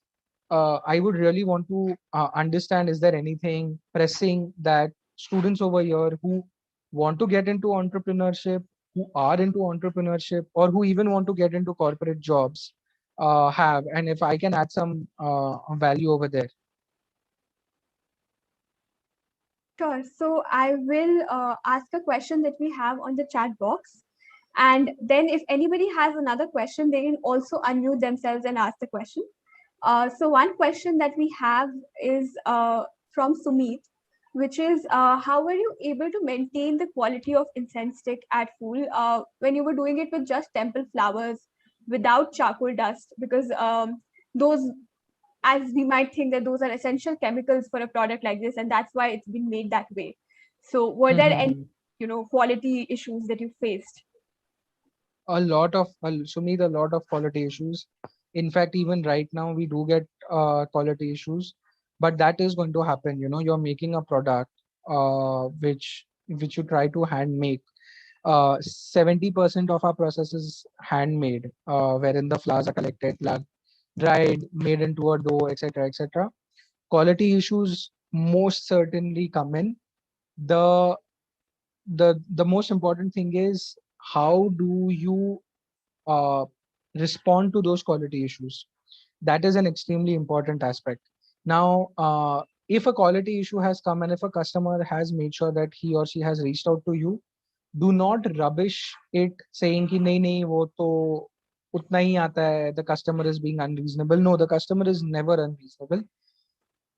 Hear the customer out, translate that feedback back to your operations team. How have we managed to maintain quality? In the initial stages, we had a lot of issues.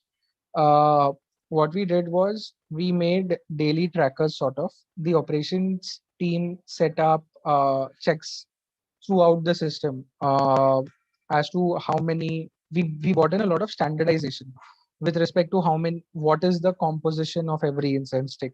For every lot, how much of floral waste has to go in, how much of essential oil has to go in. Post that, once these batches were made, we started ensuring that randomized testing became a part and parcel of the operations team. Apart from that, every batch we used to pick up boxes where we used to send it to our friends and family to just get feedback from them in the initial stages. Over a period of time, what happens is that this standardized measures become the gospel truth for everyone at in your operations team, and then the quality issues sort of start going down. So if we had on an average in a month 10 quality issues in the year 2019, right now we have 2 quality issues. Quality issues will be there. You have to ensure you keep on innovating, and you have to ensure that you maintain a feedback loop between your customers who have never met your operations team and your operations team who never have access to what the customer is feeling. So you have to be a good conduit between both of them. Yes, Rashika, we can take another question. Yeah, now we have a question from Tapaswini. So Tapaswini, please go ahead. Good evening, sir. Good evening. Sir, it is quite inspirational to hear from you about your journey and how you have started and how you're doing right now. Sir, I have a common question.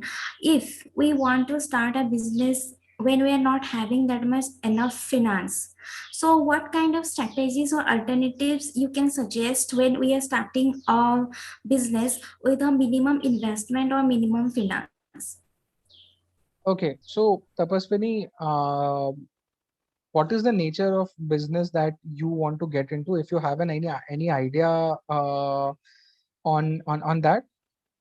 Yes, we want to start a small business like a cafe or a bakery. Okay. See, with respect to a cafe or a bakery, the thing is you are going to require a physical space, a retail space, right, where you can set up. As of now, because of COVID, I think it's a risky proposition.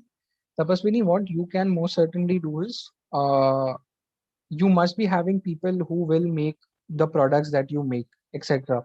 The kind of food that you want to sell, etc. Make an Instagram page, do a digital, try to set up your brand locally, digitally. What you will have to do right now is just sort of pack the orders, send it to them, so that you get an initial customer base. If you're based out of Delhi, say for example, and if you're going to be selling burgers at your cafe, make those burgers, make an Instagram page, make the best burgers that you can, start selling them online through Zomato, etc. Let people taste it and sample it. What is going to happen is people are going to give you money for the products, and two, you're going to get really good feedback. Over a period of time, over 1.5 year, you will be able to build a good sort of an understanding with your customers, and then you can approach banks, you can approach funding agencies, etc., saying that, you know what, I have say 1,000 customers who buy from me regularly. I want a little bit of money wherein I want to set up a cafe, and you can then market it also that way, that, now we are moving from online to an offline space. We would want you to come down, etc., etc. Apart from this, for a generalized question with respect to how you can raise money, there's a lot of startup programs, there's a lot of startup competitions, there's a lot of funding pitches, etc., that happen in the country. Make sure you apply to every one of them.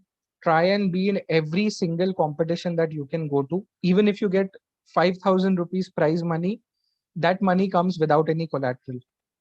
They do not ask any equity for it. That's just sort of a grant that they give your business. Ensure that you go to every IIMs have a lot of competitions, IITs have a lot of competitions, Symbiosis, etc. They have competitions. Ensure that you start applying over there. You will be able to. Fool has done that in the initial stages. We raised a lot of money through the competitions that we participated in. In fact, we also we managed to get a 10 lakh rupee grant in the initial days through a competition that we had applied to. Rashika, we can take another one. So our next question is from Kapish from Hindu College. He wants to understand, is perfume sector diversification a viable option for Fool, considering that we have a vast indigenous Iyer market in India? Yeah, good question, Kapish. Rather than perfume, because perfume is a subset of the fragrance category, what we would want to look at is fragrance as a whole.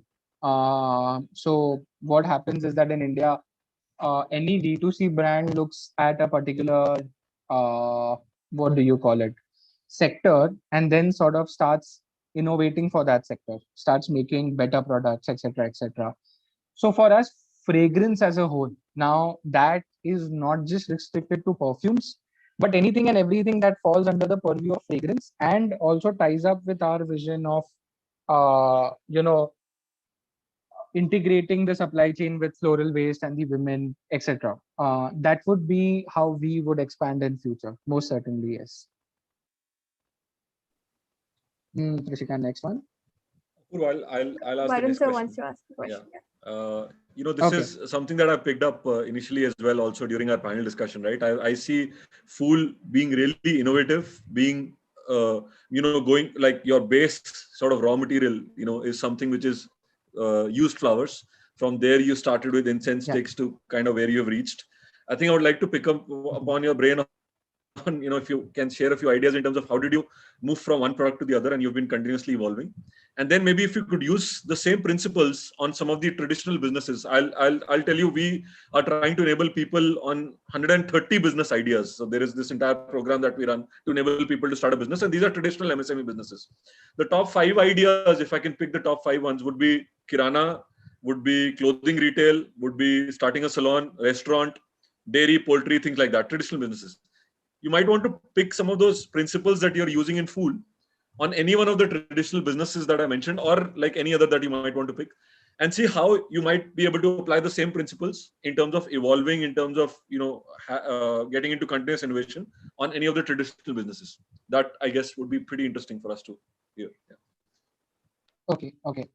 So Varun, that's going to sort of require me to rack my brain, but that's like an interesting conversation to have. See, with respect to Fool, we always figured that incense wouldn't just be the anchor or the fulcrum on which we sort of base our business. In D2C, what happens is that consumers are really fickle-minded. What we always think of, and this is like a very strong belief I have, is that every month a consumer has only 5 to 7,000 rupees of uh, expenditures that he or she would do, depending on where that person lies with respect to his or her incomes, on shopping online, etc. So I don't really think that my competitors are just an ITC or a Z Black. My competitors is even a Nike shoe. My competitor is even a T-shirt. My competitor is even a product on Amazon, because at the end of the day, he or she only has that much amount of money to spend on himself or herself, right? And therein lies the challenge of how do you convince them to give us space in their monthly requirements. So wellness or personal validation, etc., are the things that everyone needs. I mean, why do you buy a Nike shoe despite having two pairs of shoes inside? You just love the way it has been built. You like the feel of it. You're going to feel great about how it feels on your leg. You'll run 10 kilometers and then you'll be like, okay, bus, I'm done. Very few serious shoppers. At the same time, how is it that you can enhance that person's experience sitting inside the room? You make products like incense sticks, etc., for that person. But then that person is going to get bored over a period of time looking at your ads consistently. I mean, there are only 10 ways that you can talk about an incense. I can talk about the raw materials. I can talk about my the women who work with us. I can talk about the story. I can show them a nice video. But after, say, 20, 30 impressions, that person is going to get a lot of fatigue. And अरे ये फिर से आ गए, ये नहीं चाहिए हमको. So then you have to ensure that you keep on showing them something new. Always think of it. I mean, look at online. I look at online business the same way as a, a sari dukan would have, probably a sari dukan salesman. He just does not stop with the saris. He'll show you this, that, from here and from there, etc., etc., etc. You have to keep doing that. Otherwise, the customers are going to get bored and they are going to think of you as just a brand which makes only one product. Now, there are brands who have done that and who have seen success also. But with respect to incense, we figured that we need to keep on adding products to our portfolio to keep the interest high. One, to ensure that the cart value or the average order value a customer does with us over a month, over 2 months, to increase, we need to have product portfolio diversification. How did we do that was your question, Varun. What we did was, don't restrict yourself just to competitors.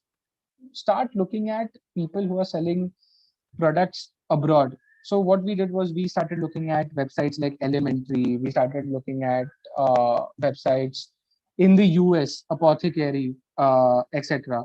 And we started seeing what are the buyers in the international markets doing. What are the consumers in the international markets looking for? And then we figured, okay, fine, all of these things can be done here as well. Don't think of it कि अरे नहीं हम incense बेच रहे हैं, तो how can we do that? If it falls under the overall purview of fragrances, and if you can develop a way of doing it your own way with the keeping in mind your customers' preferences, most certainly deep dive into it and do it. Do not, have that inertia कि नहीं ये हमारे अंदर नहीं आता हम क्यों करें. That does not help. I mean, every online brand has innovated. uh, Ola se leke Swiggy, Zomato, they started off with something, then they became so much bigger because they were open to ideas. Now, I think a question you've asked is how can we look at traditional businesses and sort of reinvent these businesses.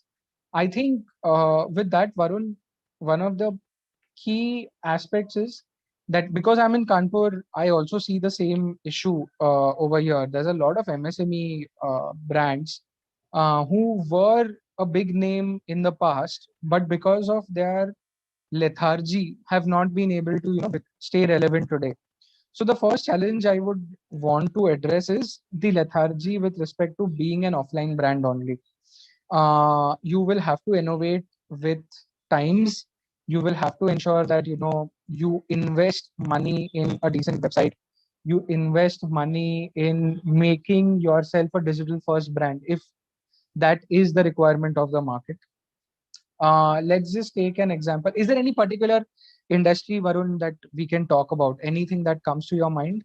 Any particular one that you've sort of... I think so. My point was more towards the traditional businesses that we are enabling, which includes, like I said, kirana, clothing retail, dairy, poultry, and stuff like that. But feel free to pick anything that comes to your mind, other than your own business, which you already covered very well. Thanks for that. Yeah. Sure. So with respect to kirana, I think a lot of innovation is coming in the kirana space. There are khata book, which is sort of ensuring that your payments etc. are mapped in your kiranas. There is a platform like Misho, wherein you can actually become a seller online. They give you like an infrastructure. So now the problem with kirana that I think was that there was not infrastructure to digitize themselves. But with time over the past 2 or 3 years and with COVID, that innovation has gone exponentially. The graph has been exponential with innovation with respect to how can kiranas digitize themselves. That is one. So just to take an example of a local kirana that I may have. Now this local kirana knows at least 300 to 500 people in my vicinity who have been regular buyers. The trick would be that this kirana has always gathered data also on a book, written down their phone numbers, because bhabhi kahan pe bhejna hai maal, so on and so forth. But he's not been able to leverage it so far. So the next step for him or her would be to have someone in the house make a simple WhatsApp group. That can be the first step, that I am going to stock XYZ product. Would you be interested in this product? Yes or no? I mean, that data which that person has, over 400, 500 customers, and in a lot of cases a lot more, he can start leveraging that data. All it needs is someone from that shop, his younger son or elder son, to just take the effort of ensuring that this is done. Now, with the Dunzo and everything coming up in cities like Kanpur, in cities like Bangalore and Bombay, these kiranas can also increase their footprint. You don't necessarily have to be just, catering to a smaller area. That becomes the question of, ensuring that the infrastructure is used. The third thing is that these kiranas will have to go out of their way and stop relying just on FMCGs to fill their shelves. What is happening is, because the local kirana wala could not give you new products or something new, kuch naya, fascinating. To give you an example, Mama Earth launched onion shampoo. Okay, now an onion was being applied on my head by my mother since ages. What Mama Earth did is that they made it a formula, put it in a shampoo. But Mama Earth has not unfortunately reached the kirana store, but Mama Earth reached the customer on his or her Instagram. So the customer moved away over there. Now these kiranas will have to meet these new age brands somewhere. Maybe an association can say that, you know what, we will give you newer brands shelf space. You will have to give us marketing collateral that we can sort of float on WhatsApp, etc., etc. Just the way Venkatesh did it with respect to Goli 10, 15 years back, he did not unfortunately have the infrastructure. Today, these brands, these kiranas have the infrastructure. The first and foremost step would be to take your kirana to that person's mobile. And with that also, innovation is coming in there. I know there are a lot of startups working in ensuring that you can just sort of catalog your inventory with respect to quickly catalog your inventory, make a store out of it and do it. And I personally feel that Google has its eyes, Reliance has its eyes, and Tata's have its eyes on digitizing kiranas. So before they become sort of the distribution centers for these bigger brands, if these brands can sort of do it and kirana associations can sort of take that step, they would have a much larger bargaining power when the bigger brands come for them. Absolutely. Absolutely. Great, great, Apurv. I think before we end this, I just want to tell you there are at least a couple of people who have asked, can they apply for internships? So if you can maybe message, chat on the chat, if you can tell, if that's a possibility. Yeah. We are looking at interns. Honestly, we are also looking for. We are looking to hire people in with a 1 or 2 year experience. So anyone who feels that they would want to do something with us, I've dropped in my email ID. Please write a reason as to why you are applying for an internship. Don't just write, I want an internship at Fool. That does not really help. Please write कि तुम्हें interest क्या है? What is it that you would want to do? You may have no idea about it. We'll help you with it. But at least take that effort of understanding us and then sending your resume. I think there's one more question I saw on the chat.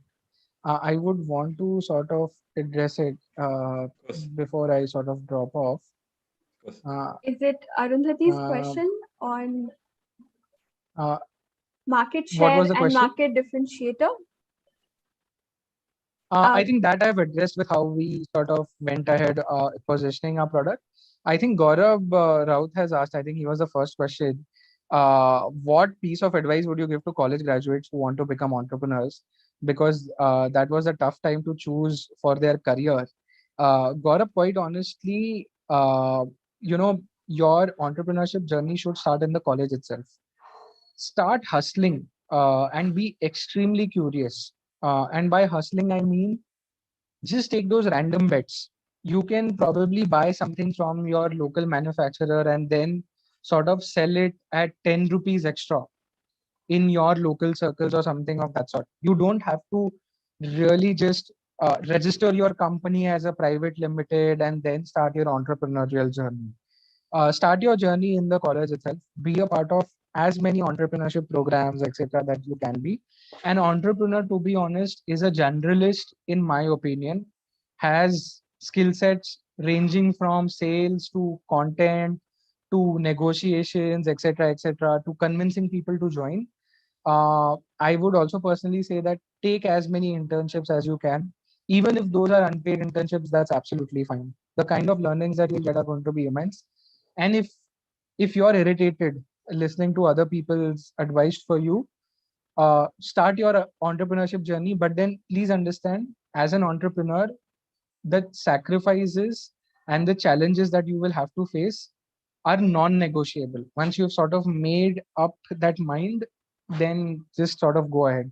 Venkat sir has started his startup 15 years after his corporate experience. There's no better answer to the question as to when do I start my startup. You can start whenever you are convinced that you want to start.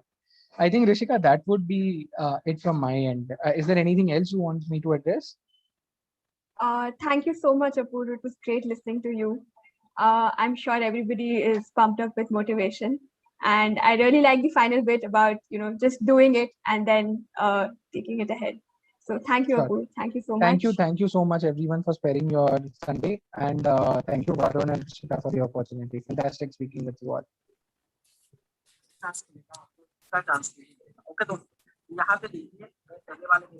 Thank you. Rishika, I'm just going to drop off, yeah? Yeah, okay. Thank you.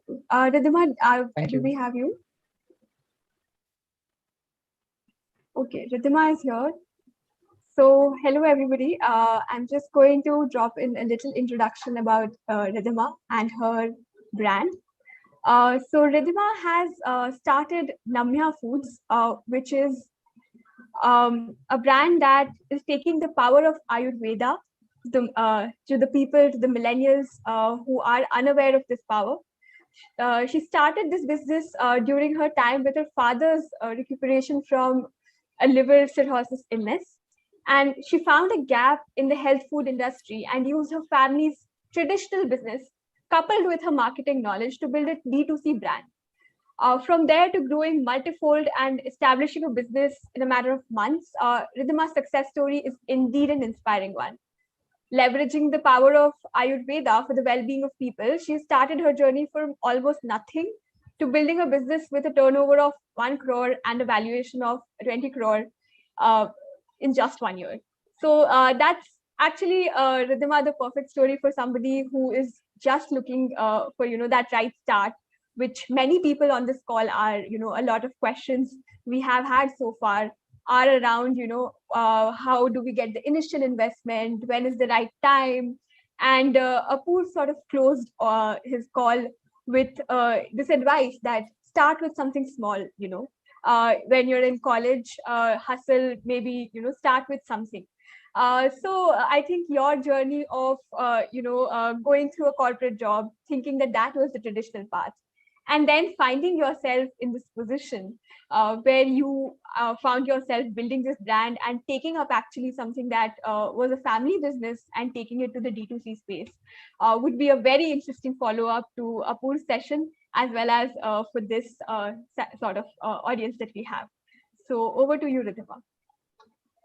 Thank you so much for an amazing interview. I think introduction. I think we are yet to do a lot to sort of finally say that yes, we are doing something really amazing. I think we've just begun. So we are going to complete 1.5 years, into the business very soon, like end of this month.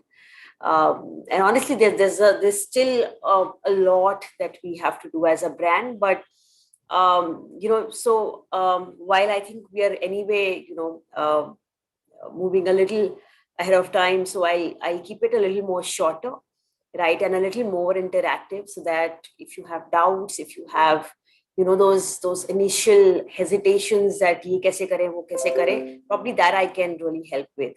So Namhya Foods, was sort of built in 2019, the latter part of 2019, and it was only in 2020 February that we actually launched the product.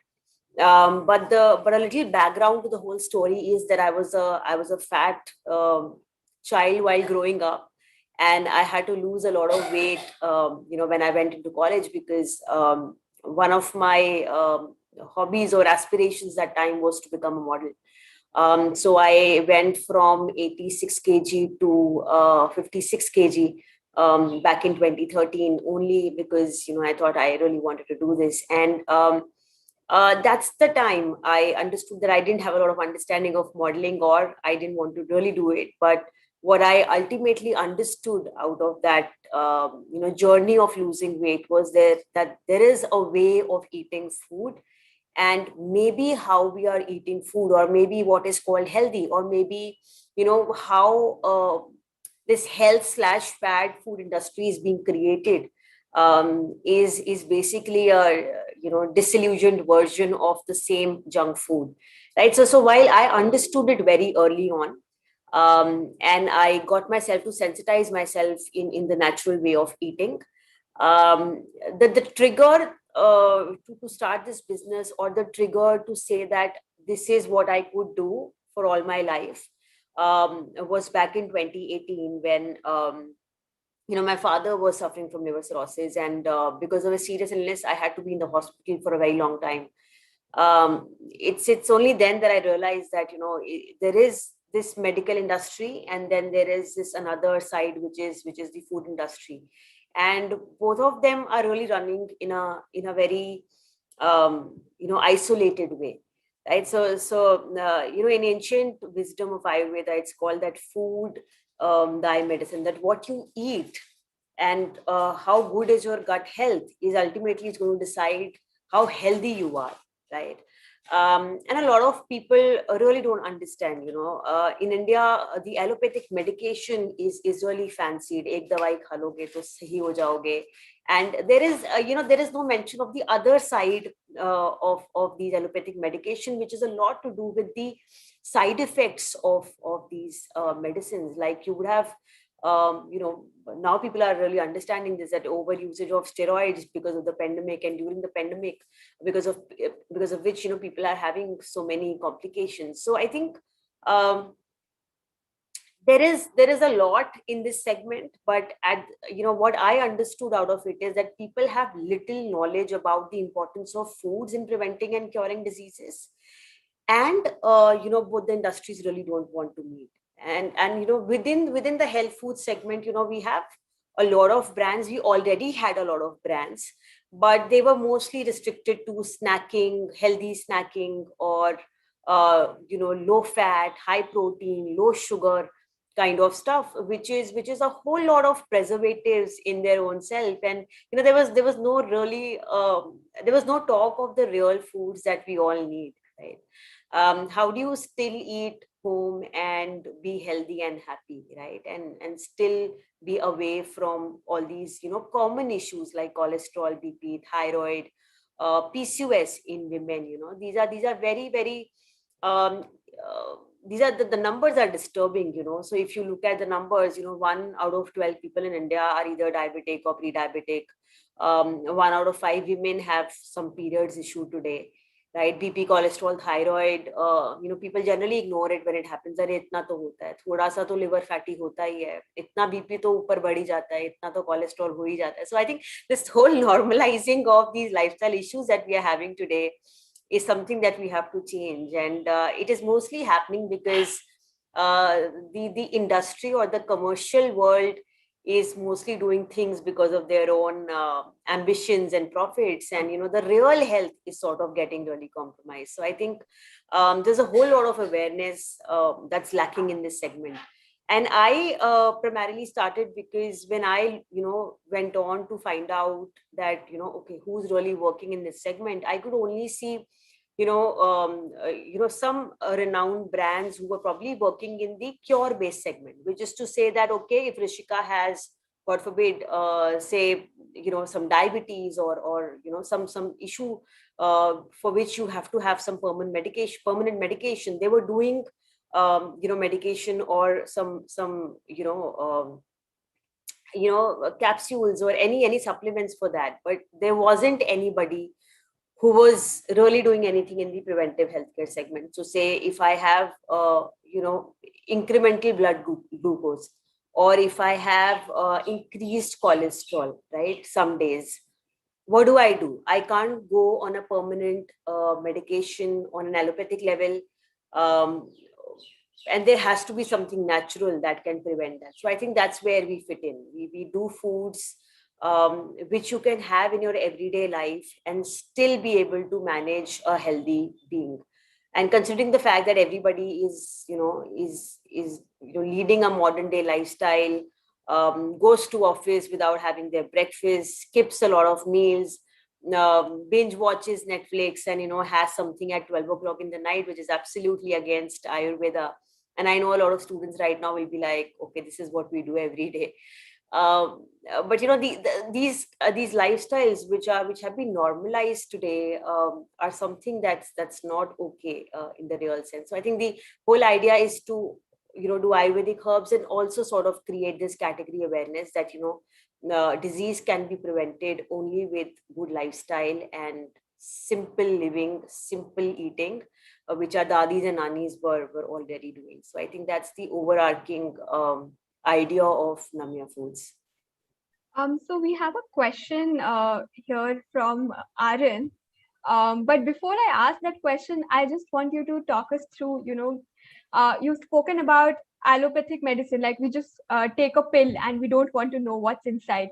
So how, like in the fitness market today, how are you telling people that they need to know about the food that they're eating? Was it easy to convince people? Were people already there in that journey where they wanted your products?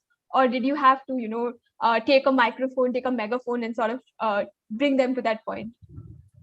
So if you look at the industry, right, there is this one parallel segment of industry that has just recently come in, which is a lot of supplementation, right? So a lot of people are manufacturing curcumin capsules. In fact, it's the highest sold product in the health category in US, right? In the recent past, especially post the pandemic.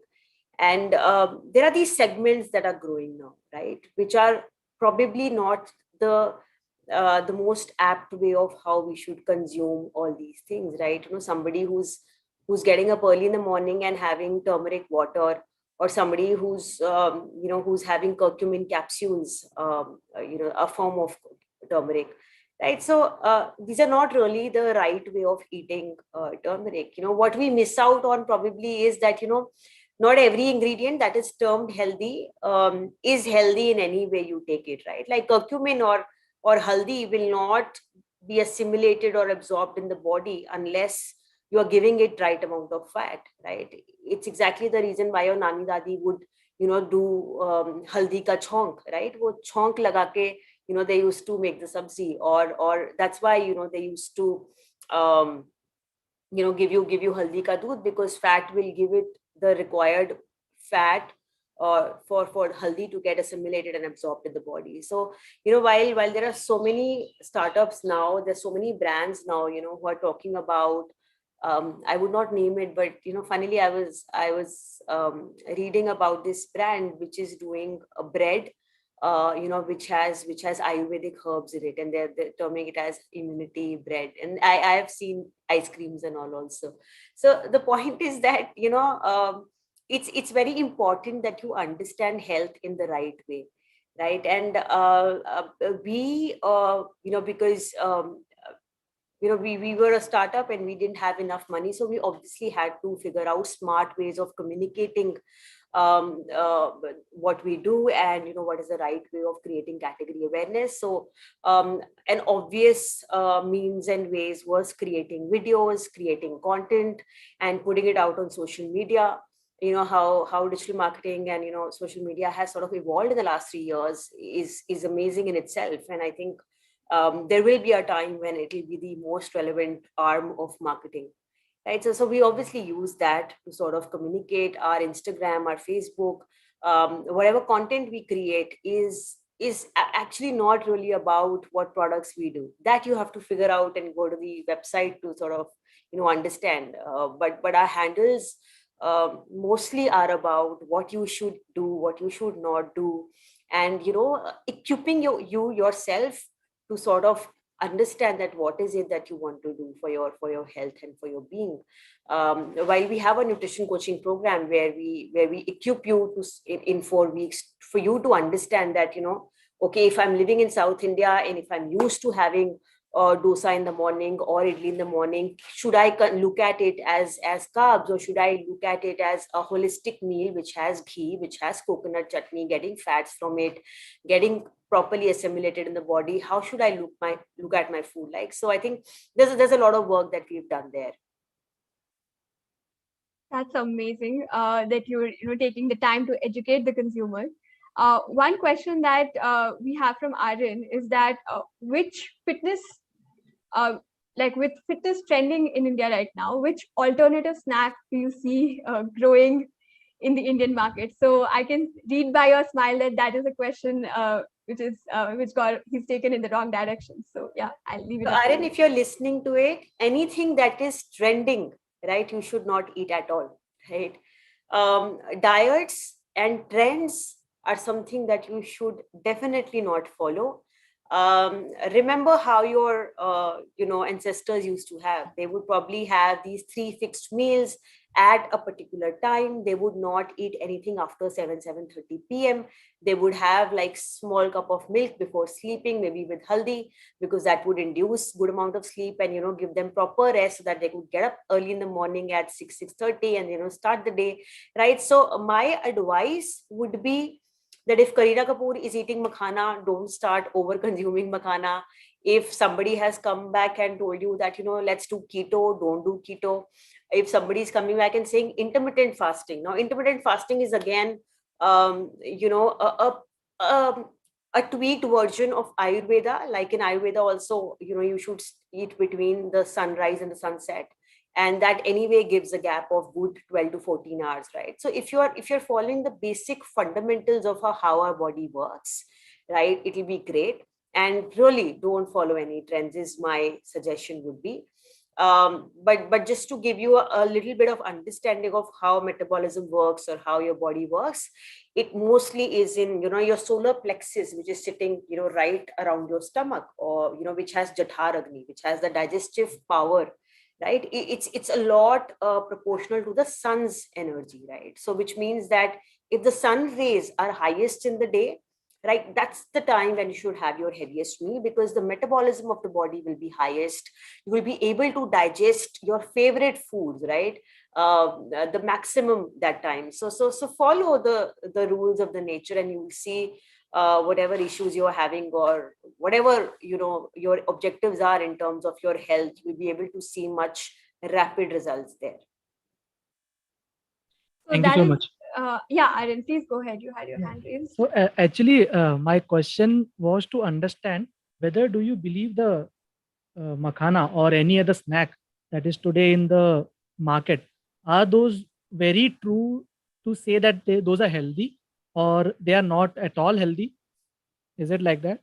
So I think, another area where there's this low understanding is understanding the ingredient section, right? Okay.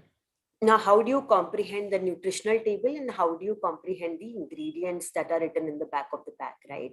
Okay. If for a rule, if there is something which is written and it's very complex, you can't read it, methanol, benzonide, something like that, think that it's not healthy for you, because they've deliberately added something in it to increase the shelf life. Correct. Preservatives. These are preservatives, which give you increased shelf life, right? Okay. So anything that's being forcibly forced to sort of increase its health value or its shelf life means that it's not very good for us. In Ayurveda, we say that every food has pranic energy, right? Okay. It's not really looked at from carbs, protein and fat perspective. It's more looked from the 6 rasas in Ayurveda, right? It's exactly the reason why people used to have achar and then some meetha after their meals, because all the 6 rasas of Ayurveda used to blend well in your meal, right? So, and fundamentally, if you look at this whole process, you can't categorize these meals into these subsets, right? It's a lot of rasa and pranic energy of these foods, right? So the fresher the food, the local it is available, the higher the pranic energy would be, the better it would be for your body. Right? So always look at that factor. Okay, so the fresh or the more easily available that I have in front of me is better. The thumb rule is whatever is growing around you, right? आप जहाँ रहते हैं उसके आगे पीछे कुछ 10, 12, 15 kilometre आगे कुछ खेत होंगे, है ना? तो वहां पर जो उग रहा है ना, वहां पर जो ग्रोथ है, वहां जैसे आपके लोकल वेंडर्स होते हैं जो छोटे they come with small baskets और वो सब्जियां लेकर आते हैं. अगर आप उनसे ले रहे हैं, that's the best thing that you can have, right? Correct. So have that. And jitna you eat from packet, like these days it's a trend to have tetra packs and milk from tetra packs and packaged foods. Correct. The more you're going to have it, the lesser it's going to be good for your body. Correct. Good. Yeah, thank you so much. So that brings us to another question that Kapish has, which is of pain point for your customers. So you are solving a pain point that customers have of affordable, healthy eating options. So is it necessary to have a pain point when you're starting up, or can you just go into an industry without solving for a pain point that a customer has? So I think from a technical perspective, we always look at, so you can probably go back and read about Delta 4, right? So when you're finding out a new idea, when you are figuring out what you should do, right, there has to be a Delta 4 edge from your competition or from whatever is existing in the market, right? You can figure out if you have at least 4 points which are distinct from the competition, and the customer also values it. It shouldn't be like that you are thinking or you feel that it's better than the competition. There has to be some value attached to it, right? The customer should be able to pay extra to you because of that point. If you have more than 4 points, that's a good idea to start a new business. Having said that, I think you can probably read about it and Google search and do your own research. But a lot of startups also do well because of not that they have a point of differentiation, only because they execute whatever they're doing well, right? While there are multiple factors around it, I generally feel that if you're very attached to a certain idea, right, and you feel that you can do well, right, and you feel that you can do well without attaching your emotion to it, right, it is a good idea to do a small pilot test, right? So I always believe, and I still use this on my everyday basis, that अगर मुझे कोई चीज करनी है, ठीक है, और मुझे I have doubts whether I can do it or I think I will fail, what I do is I simply don't invest a lot in it. I simply pick it up. I do it for 3 months, right? And as long as it does not have any non-reversible implications, I just go ahead and do it and see. The only thing, even if it doesn't work out, is experience and is some learning. कि ठीक है, नहीं हुआ तो कोई बात नहीं, right? So do that. I think doing pilots is great, and understand your customer well. Like even if you're doing a pilot run, I remember initially when we started off, and because I was also very nervous, I was doing it for the first time. I didn't have an Ayurvedic background. So I used to, like change my name and speak to the customer just so that I could understand where is the issue, or how are they liking the product, where are they not liking the product. I think when you speak to the customer, it's also a lot of subtle stuff that they won't talk about, right? So you have to sort of manage your questions and understand that, okay, maybe this is what he's saying that he doesn't like, but what does it actually mean? Or he's not said, and he said that the product is very good, but it seems to be, something that's not right. So then you have to change the questions and ask. So I think invest a lot of time in understanding the customer, invest a lot of time in understanding the market, have a core proposition value which none of your competition has, and invest that initial 6, 7, 8 months, maybe depending on what product you're doing or what service you are doing. It's a good value proposition to invest and be stable with your idea and be confident with a few pilot runs, and then sort of go out and out, is what my suggestion, or probably that's what we did. We could be wrong, but that's what we did, and it worked well for us. So I think customer obsession is something that is running through in your narrative as well as Apurv's narrative, understanding the feedback from the customer. So that's a great point that we should all note. We also have Sumit here who has a question. Sumit, you've raised your hand. Would you like to unmute yourself and ask the question? Yeah, sure, Rishika. So good evening, ma'am. I'm Sumit. I'm speaking from XIMB. Hi. So it was really inspiring session, ma'am, I believe. And I do remember the last time you've spoken here in XIMB itself, like how you want to change the dynamics of the food industry, So, ma'am, I wanted to know, like, how you structured your path from your MBA marketing to enter into such a niche domain. Like, it's like kind of an orbit shift from a MBA marketing and sales to enter into a niche domain like Ayurvedic food, which deals with. So I just wanted to, can you please elaborate in that view? So a lot of people actually ask me this, ki aapne pehle MBA kara, then you did marketing, and then you're doing an Ayurvedic business, which is completely different. But a common thread in whatever we do is a lot about managing organizations, is a lot about interacting with people and convincing them and making them a part of what you do, right? The same experience goes for if you have a corporate experience.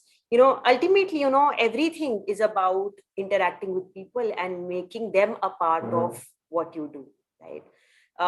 Which could be within the organization, which could be with the customer, right?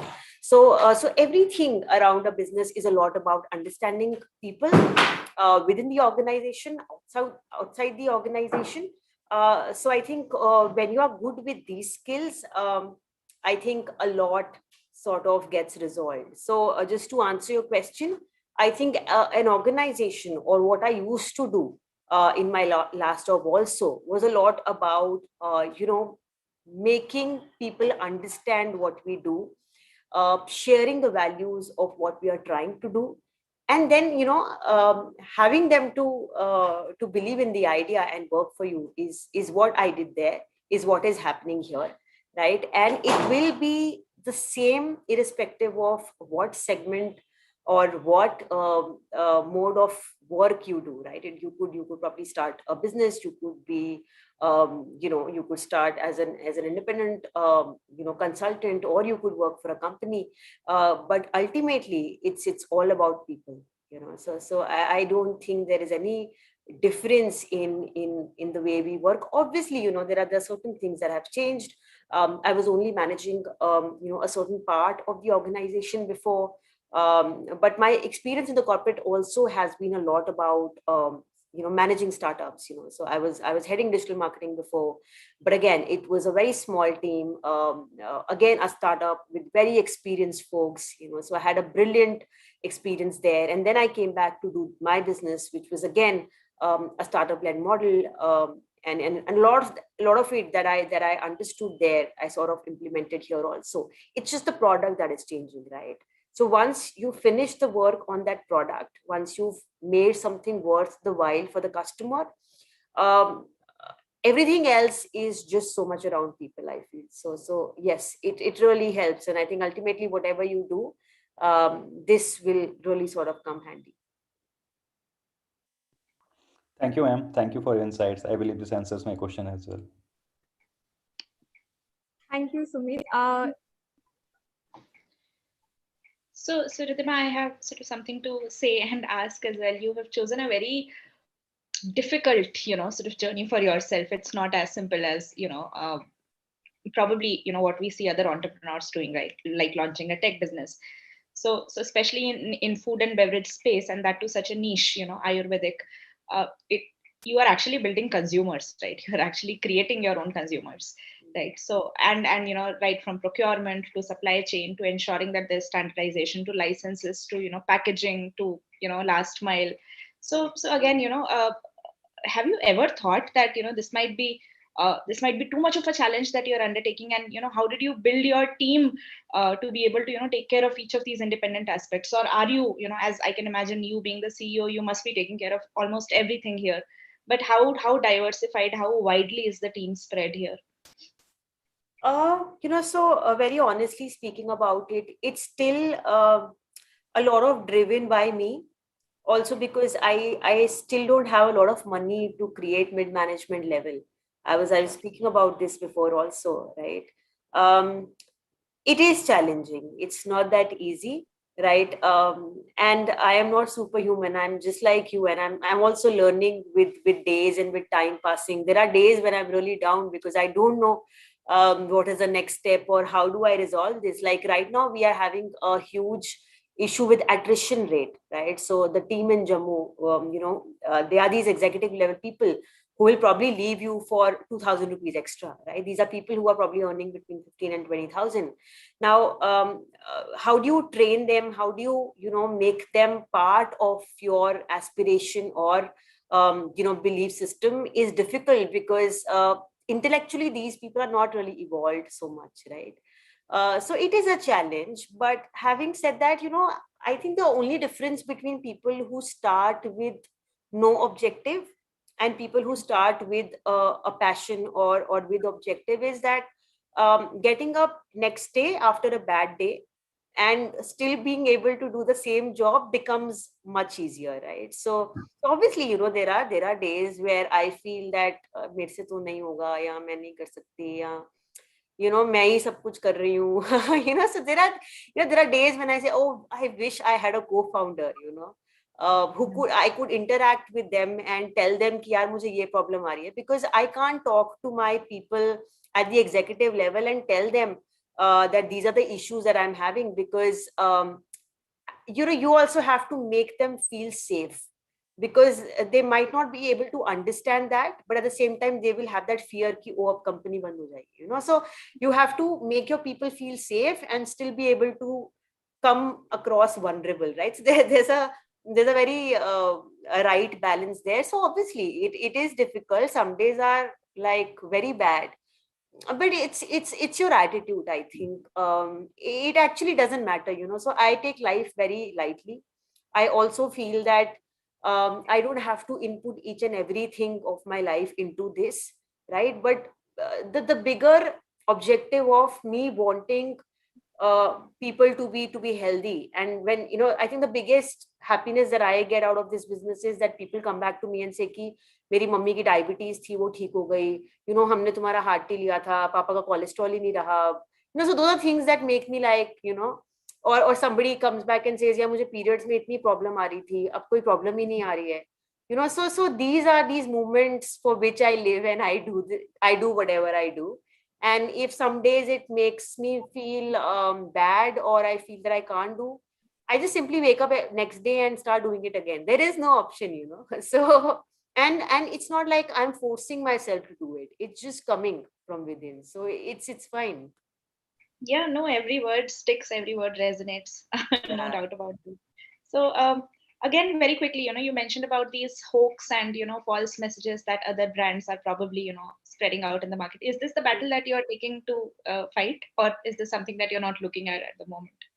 We don't. So as a person, as somebody who's busy with their own thing, like my only focus is what do I do next in terms of, you know, improving. A lot of people actually, you know, these days it's happening. A lot of people actually come back to us and say, you know, within my circle, they come back to me and say, you know, somebody started a startup very similar to yours, or somebody is doing something which is exactly like yours, and they've got funded from XYZ, and they will obviously scale up better than you. You have a B plan.